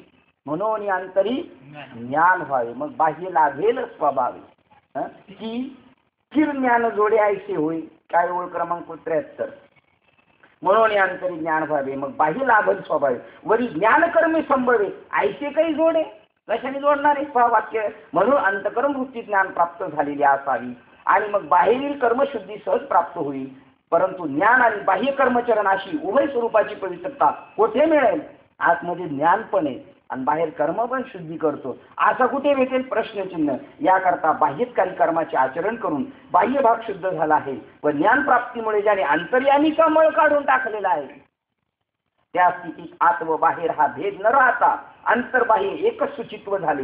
फार काय सांगावे, तेथे केवळ सुचित्वच उर्वरित राहते. म्हणून अंतर्यामी शुद्ध मनोवृत्ती झाली म्हणजे बाह्य इंद्रियद्वारा व्यापाराद्वारा ती तशीच प्रगट झालेली दिसून येते. अंतकरणात जर ज्ञान प्राप्ती झाली तर बाहेर दृष्टी फेकली आपण तर आपल्याला काय दिसलं पाहिजे? आयुष्य गेलं ना. काहींच सांगतं, बाबांनी विचारलं तुमच्या अंगावर कापूस आहे का कपडा आहे? पटकन उत्तर देतात कापूस आहे. अब हे कापूस आहे म्हणजे एवढं उत्तर पाहिजे का तुझ्याकडून? अनुभव काय पाहिजे तुझा? त्याच्यातला दृष्टांतातला सिद्धांत काय? तैसे हे जग नोहे मीच निगा आघावी. सगळा परमात्माच नटलेला आहे. ही आपली जीवनाची दृष्टी पाहिजे. ज्या दिवशी असा भाव होईल ना आपला, सगळं ईश्वरमय घनदाट परमात्मा भरलेला आहे, त्या दिवशी आपलं काम झालं समजायचं. आणि जोपर्यंत असं होत नाही तोपर्यंत याला सोडायचं नाही, तोपर्यंत त्याचा लागपाट करीतच राहायचा. ज्याप्रमाणे स्फटिकाच्या घरात लावलेले दिवे त्याच्या प्रकाश ज्योती ज्याप्रमाणे स्फटिकाच्या घरात लावलेले दिवे व त्याच्या प्रकाश ज्योती आतल्याप्रमाणे बाहेरही हलताना व लखलखित रूपाने दिसतात. ज्या योगाने संशय उत्पन्न होतात, ज्यामुळे मनात नुसत्या विकृती निर्माण होतात व ज्यामुळे कुकर्म बीजे अंकुरित होतात, म्हणजे निश्चित कर्माकडे प्रवृत्ती होते. ज्याप्रमाणे मेघाच्या रंगाच्या आकाशावर डाग पडत नाही, त्याप्रमाणे उपयुक्त स्वरूपाचे विषय जरी भेटले अथवा कानाने ऐकले किंवा प्रत्यक्ष पाहिले तरी त्याच्या मनावर त्याचा परिणामी विकारात्मक ठसा काहीच उमटत नाही. आपण आपले आत्मपरीक्षण करायचं. अजून बाह्य जगताकडे पाहिल्यानंतर अंतकरणात वाटतं ना, कामना, आसक्ती, द्वेष, मद, मत्सर उठतंय. अजून आपल्याला काहीच प्राप्त झालेलं नाही. अजून दिल्ली बहुत दूर आहे. आपल्याला किती प्रयत्नाची शिकस्त करायची, पराकाष्ठा करायची, ज्ञान मिळून अशी स्थिती आहे. आणि ज्यांना नाही मिळालं त्यांची काय स्थिती असेल? मिळणार आणि किती अलर्ट राहिलं पाहिजे. खरंच सावध ज्याला ज्ञान मिळाले त्यांनी सावध राहिलं पाहिजे. ज्याला काहीच नाही मिळालं त्यांनी कशासाठी सावध राहायचं? जिच्याकडे ओरिजिनल दागिने सावध हरणे सावध ग, सावध हरणे सावध ग, करील कुणीतरी पारख ग. सावध हरणे सावध ग, करील कोणीतरी पारख. सावध राहायचं. ज्याच्याकडे ओरिजिनल सोनं घालून ट्रेनमध्ये गर्दीत चाललाय त्यांनी काळजी घ्यायची. डुप्लिकेटवाल्यांनी काय काळजी घ्यायची? डुप्लिकेटवाला काळजी घेतच नाही. त्याला माहिती गेलं तर गेलं आणि तो सावध बी नाही. आणि त्याचं दुसरं काय चरण सांगितलं तुम्ही? करील कुणीतरी पारख जर चोराला कळलं हे डुप्लिकेट आहे आणि त्याने जर पारख केली तर याला फटके बसतील अजून.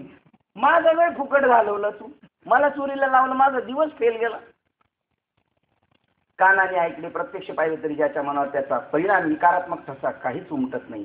एरवी जो इंद्रियांच्या संगतीने विषय सन्निकर्ष घडला तरी विषयाच्या विकाराच्या विटाळाने ज्याचे मन कोणत्याही प्रकाराने लिप्त होत नाही. आता पाहून नाही ते म्हणे इंद्रियांनी जरी विषय भोगले तरी ज्याचं मन विटाळत नाही, आशा शुद्ध झालेलं आहे तो. म्हणजे अग्नीमध्ये जरी काही टाकलं तरी या युक्तीला धरून तुकाराम महाराज म्हणतात, तुका म्हणे आम्ही झालो अग्निरूप. इंद्रियाच्या संगतीने विषय सन्निकर्ष घडला तरी विषयाच्या विकाराच्या विटाळाने ज्याचे मन कोणत्याही प्रकाराने लिप्त होत नाही. काय कधी मग कळायची आहे तिथं काय.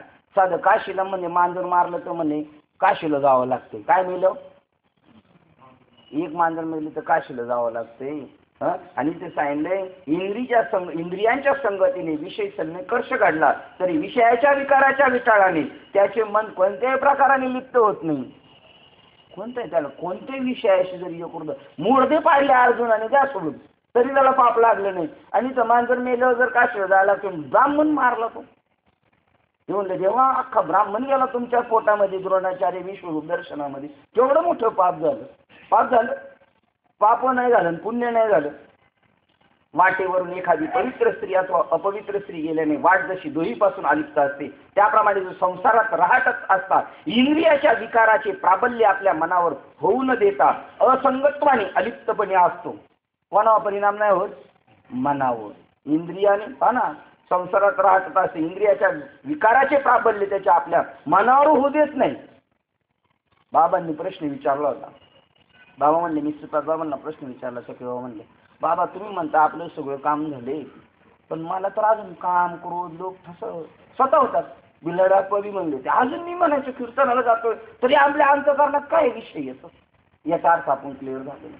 आणि बाबांनी विचारलं तर त्याच्या प्रश्नाचं उत्तर श्रीपाद बाबांनी काय दिलं, काम क्रोध लोभ हे अंतकरणाचे धर्म आहेत आणि तुम्ही शुद्ध चैतन्य आहेत, तुम्ही त्याचं तुमच्या डोक्यावर का घेता. काम क्रोध लोभ हे धर्म कोणाचे आहेत, अंतकरणाचे आहेत. पंचविषय हा अंतकरणाचा विषय आणि मी त्याच्यापेक्षा शुद्ध चैतन्य आत्मा आहे.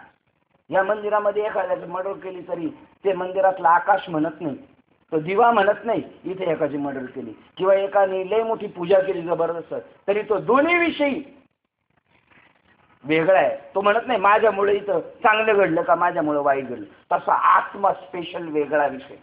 हा विषय ज्ञानेश्वरीचा आत्मा.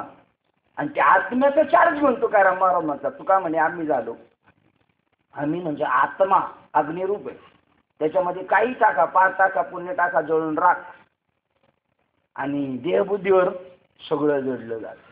काय केवढा मोठा सिद्धांत सांगितलाय त्याने. पावल्या माझी स्वरूप प्राप्ती, दैव बळे विषय देता, चित्ताशी नुक जे विषय असतात वा स्वभावता अलिप्त. जर परमात्मा स्वरूपाची प्राप्ती झाली, जरी इंद्रियाच्या याच्यामध्ये विषयामध्ये राहटली तरी चित्तामध्ये विक्षेपता माझ्या येत नाही. भागवतात निवड.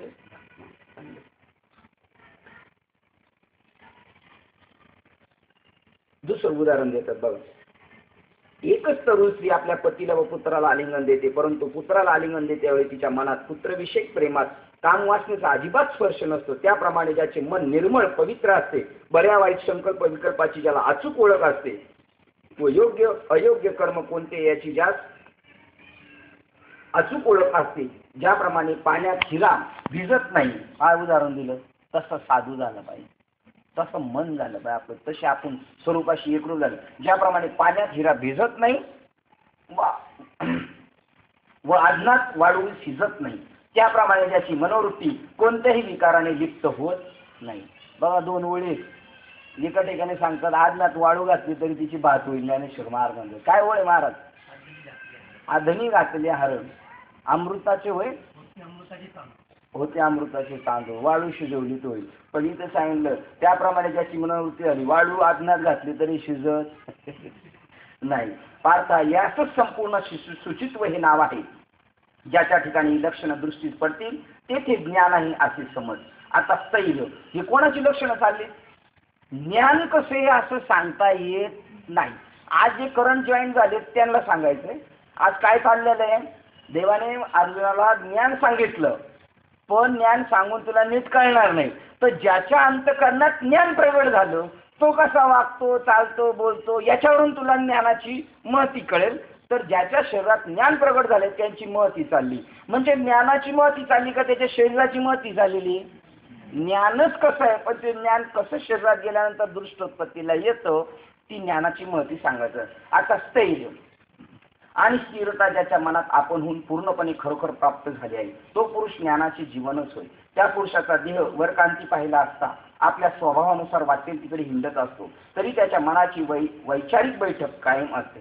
ज्याप्रमाणे गाय रानात चरावयास गेली असली तरी तिचे वासरावरील प्रेम रानात जात नाही, अथवा पतिव्रता स्त्री सहगमनासमयीचे वस्त्रा अलंकाराधिक उपचार भोग प्रेमदायक भोगरूप नसतात, किंवा कृपण घर सोडून लांब जातो तरी पण त्याचे चित्त पुरून ठेवलेल्या द्रव्याजवळ असते. त्याप्रमाणे स्थिर चित्तवानाच्या देहाचे व्यापार जरी चालू असले तरी त्याचे चित्तात चंचलता मुळी नसते.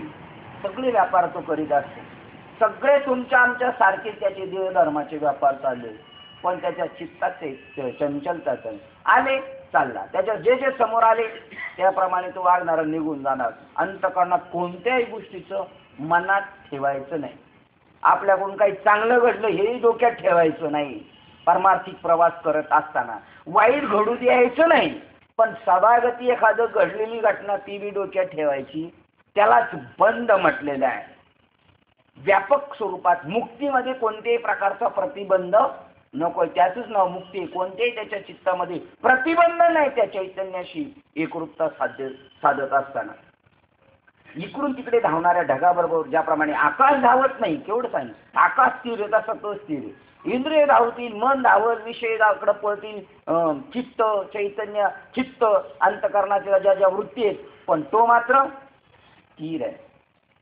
इकडून तिकडून धावणाऱ्या ढगाबरोबर ज्याप्रमाणे आकाश धावत नाही, अथवा जसा फिरणाऱ्या नक्षत्राबरोबर गतिशील ग्रहचक्राबरोबर ध्रुव तारा फिरत नाही. अर्जुना, प्रवास करणाऱ्या मनुष्याच्या येण्या जाण्याबरोबर ज्याप्रमाणे रस्ता चालत नाही किंवा झाडे जात येत नाही, त्याप्रमाणे चलनवलन करणाऱ्या पंचमहाभूतात्मक या शरीरात इंद्रियाच्या संबंधाने स्थिर चित्त पुरुष राहत असला तरी त्याचे मन 6 उर्मीपैकी कोणत्याही एका उर्मीने लहरीने चळत ढळत नाही. काय प्रमाण आहे? हा, 6 उर्मी षड उर्मी केला, षड उर्मीचा मारा. वावटळीच्या बळाने ज्याप्रमाणे पृथ्वी हलत नाही त्याप्रमाणे उपद्रवाच्या उसळण्याने जो हलवला जात नाही हे स्थिर अंतःकरणाचं. काही झालं सत्संगामध्ये सुद्धा चालत असताना कोणतीही घटना घडली तरी आपलं चित्त स्थैर्यच राहिलं पाहिजे. चित्ताची डळमळा अवस्था नाही झाली पाहिजे. नाही तर मग ज्ञान मिळून काय उपयोग आपण? कारण जे दृष्टिगोचर जगत दिसतंय ते असत्य आहे. आज मी बोलतो तुम्ही ऐकता ही गोष्ट सुद्धा सत्य नाही, आणि जे सत्य आहे ते दिसत नाही. का मी बोलतो तुम्ही ऐकता हे जेवढं दिसतंय जे खोटं आहे. प्रपंच हा खोटा आहे, पण शास्त्राने निवडलाय, आपल्याला काय घेणं देणं? अरे प्रपंच झालाच नाही. प्रपंच एक झाला होता, ही वार्ताच समोर त्या पुढे होईल मागूता हे कल्पांती घडेना. आज मेला 15 मेला हे बी काही नाही, हे बी काही नाही. जे झालेच नाही काही त्याची वार्ता पुसती काही. तथापि सांगो जेणे काही संशय नुरे. संशय नको राहायला म्हणून सांगतो. न झाला प्रपंच आहे परब्रह्म कशाने कळल? अहम सोहम ब्रह्म हा कळले. हा वाक्य तुकाराम महाराजांच्या अभंगवाणी गेली आपल्या कानावरून. तो भाग्यवान समजायचं आपण. वावटळीच्या बळाने ज्यापर्यंत पृथ्वी हलत नाही. काय सांगू तुझं? बोलतो ना ऐकतो ही गोष्ट सुद्धा खरी नाही. त्याला दृष्टांत आलं, एक प्रमाण आलं होतं, पण त्याच्याबरोबर ही दुसरी प्रमाण आल्यामुळे ते जाऊन लपलंय कुठं. दुसऱ्याने मी बोलतो ही गोष्ट खरी नाही, खोटी ही गोष्ट. पण प्रपंच हा खोटा आला ना मध्ये. निसर्ग राजा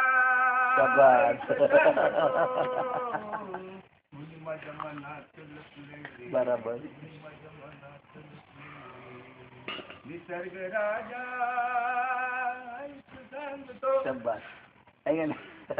कशी ज्ञानेश्वरी चाललेली. आनंद मस्त म्हणते. तुमचा आवाज सुंदर आहे, यांचं प्रमाण बरोबर आहे आणि तुमचा आवाज सुंदर आहे. माझा आवाज जाड आहे आणि मी पातळ आहे.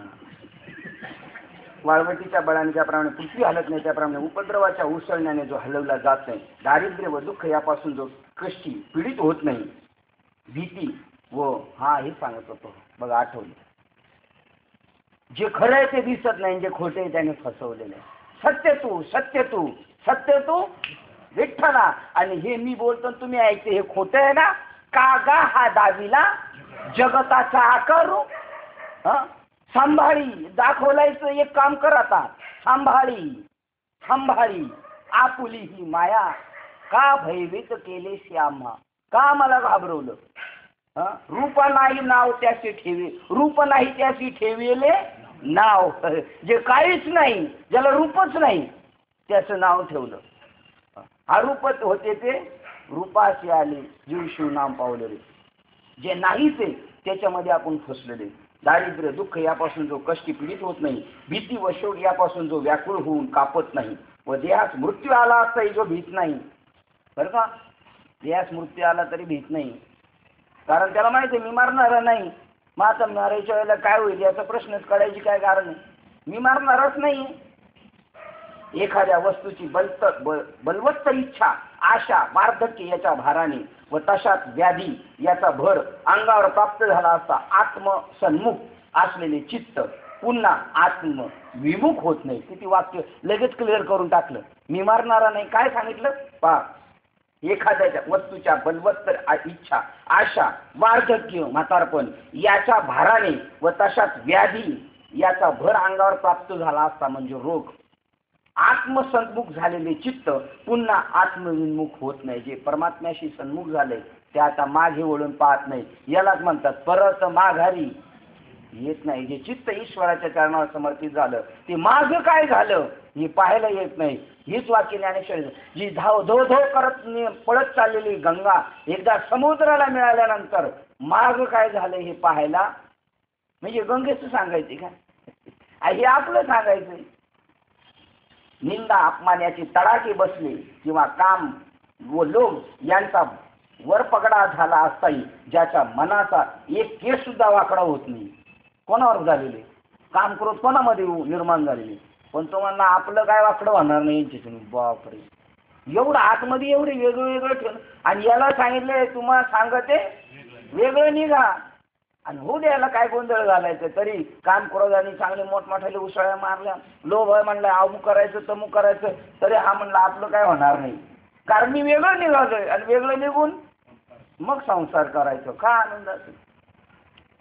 मनाचा एक केस सुद्धा वाकडा होत नाही. आकाश तुटून पडो पृथ्वी विरघळून जावं, परंतु ज्याची आत्मकार झालेली चित्तवृत्ती माघारी फिरण्याचे जाणत नाही. हत्तींना फुलांनी मारले असता त्याचा मार जसा त्याच्या पासगालाही त्याचे पासंगालाही नसतो, म्हणून तो माघारी हटत नाही, तसा चालण्याच्या शेलक्या अपशब्दाचा प्रहार केला असताही ज्याला ते सलत नाही.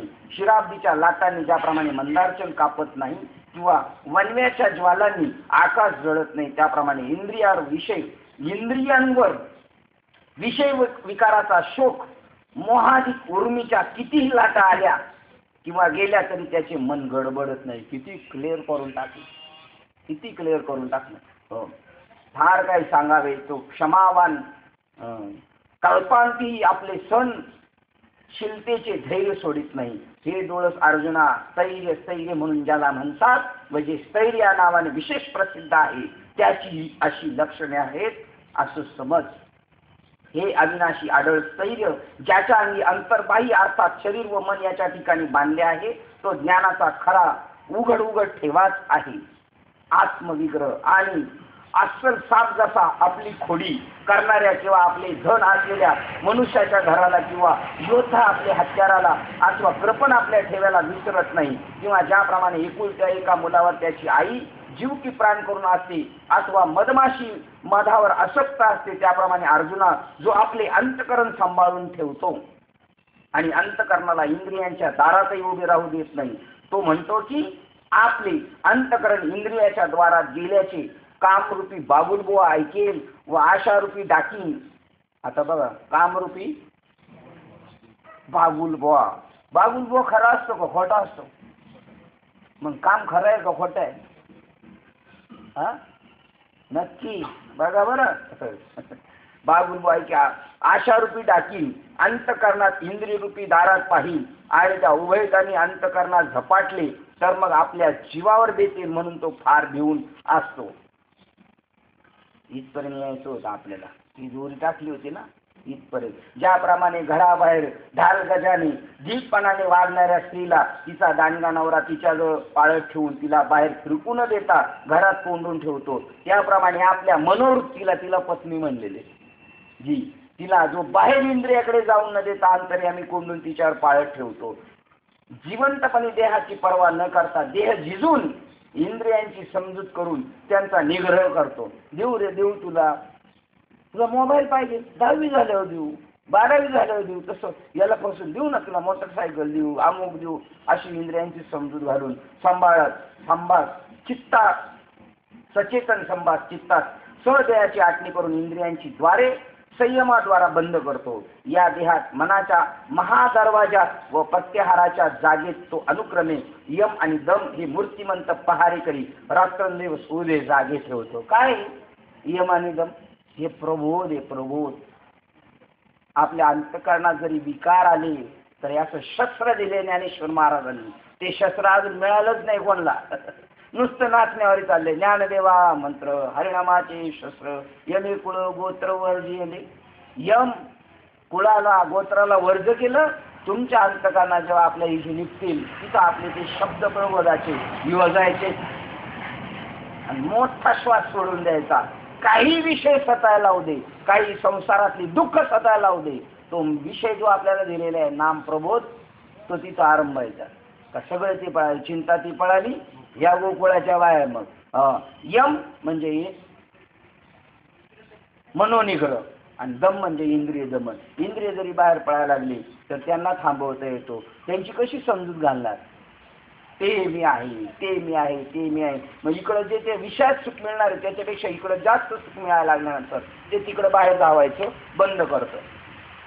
आधार चक्राच्या स्थानी मूळ बंद, नाभीमध्ये मणिपूर चक्राच्या स्थानी गुडियाना बंद व कंठामध्ये विशुद्ध चक्राच्या स्थानी जालंधर बंद हे तिन्ही स्थिर करून इडा पिंगळा यांचा संगम स्थानी असणाऱ्या सुषुम्निक चित्ताचा लय करतो. समाधीच्या शेजेवर जो ध्यानाला बांधून टाकतो आणि चित्त व चैतन्य यांच्या समर्थित ऐक्यात अंतरिक रममान होत असतो. अर्जुना, अंतकरण निग्रह म्हणतात तो हाच आहे असे समज. वरील प्रमाणे अंतकरणाची स्थिती अर्थात असा अंतकरण निग्रह ज्याच्या ठिकाणी आहे त्याच्याच ठिकाणी ज्ञानाचा विजय आहे अशी समज. त्याला काहीच नाही तरी तो सावध आहे, अलर्ट आहे, अशा पद्धतीने जो वागेल त्याचाच ज्ञानाचा विजय आहे. ज्या साधकाची आज्ञा त्याचे अंतकारण करण शिरसावंत मानते. तुम्ही सांगितलेले अंत लोक बाहेरची नाही ऐकती, मंडळातली नाही ऐकती, गावातली नाही ऐकती, काय हरकत नाही, घरातली नाही ऐकत, पण आपलं मनात तरी ऐकते का? आपलं इंद्रिय तरी ऐकतात का? हा आतला प्रपंच जे पळवणारे आहेत आपल्याला, त्यांनी आपलं ऐकलं ना, जीवनाचं काम झालं. आपल्या डोळ्यांना सांगायचं विषय बघायचे ना, देवाला बघ. कानाला ऐकायचं ना गाणं, देवाचं ऐक. मनाला पळायचंय देवा तिकडं, देवाच्या द्वारात पळ. ज्या साधकाची आज्ञा त्याची अंतकरण शिरसावद्य मानते तो जरी मनुष्याच्या आकाराचा दिसला तरी तो मूर्तिमंत साक्षात ज्ञान आहे असे जाण. 512 क्रमांकाच्या वेळेला आपण थांबतो. अगदी आपण वेळेत आलेलो आहे. बरोबर 9 वाजलेले आहेत. उलट 1 मिनिटं कमी आहे तरी पण आपण थांबूया, कारण जिथपर्यंत पोहोचायचं होतं 512 नंबरची गाडी आलेली आता, तिथे थांबूया. झालेली सेवा, सगळे लोक आपण हजर राहतोय, आनंदाची गोष्ट आहे. 13, 14, 15 ज्ञानकांडाचा शेवटचा विषय गीतेचा. 15वा अध्यायामध्येच खऱ्या अर्थाने गीता संपणार. 13, 14, 15 हे तिन्ही अध्याय ज्ञानकांडातले. तुम्हाला मूर्तिमंत ज्ञान हस्तगत होईल. कर्तव्य आवळे तैसा हरी, जसा हातात आवळा दाखवता येतो तसं आत्मज्ञान तुम्हाला प्राप्त होईल. असे हे 3 अध्याय. या 3 अध्यायामध्ये झालाच पाहिजे, आणि जर नाही झाला तर पुढे 16, 17, 18 अध्याय. जर ज्यांचं 15लाच होणार आहे त्यांनी 16, 17ला काही यायची गरज नाही, पण 13 पर्यंत यायची. तसे 13ला नाही आले तरी तुमचं आपलं काम झालेलं आहे सगळ्यांचं. पण भविष्यात आपल्याला योग मिळालेला आहे. आपण 7व्या वर्षात ज्ञानेश्वरी वाचतो. आपलं कर्म खरोखर अनुकूल आहे, पण इथून पुढं मला वाटतं नाही अनुकूल होईल, कारण एक जायला लागलेली आहे. एक एक चाललेले आहेत निघून, हे लोकांचा प्रवास संपून. एवढी डिटेल 3 महिने आपल्याला कोणाला कधी वेळ भेटणार नाही. आता 1 महिना शेवटचा आपला राहिलाय, त्याचा आपण पुरेपूर आनंद लुटू. आणि तुम्ही आपण खेळीमेळी वातावरणात ज्ञानेश्वर महाराजांचा जो अनुग्रह आहे ना, तो प्राप्त करून घ्यायचा. तुमचा अनुग्रह लादूला आणि चराचरात व्याप्त व्हायचंय. आणि तो विषय आपण पाहतोय. ज्ञान 13व्या अध्यायातल्या 512 क्रमांकाच्या ओळीला थांबतो. झालेली सेवा हृदय सद्गुरू सच्चिदानंद श्रीपाद बाबा रामदास बाबा अधिष्ठान परमात्मा श्री गणरायाच्या चरणावर आणि तुम्हा सर्वज्ञांच्या चरणावर सेवा समर्पित करून सेवेला आपण इथे पूर्ण विराम देऊया. पुंडलिक गौरदेव हरी विठ्ठल.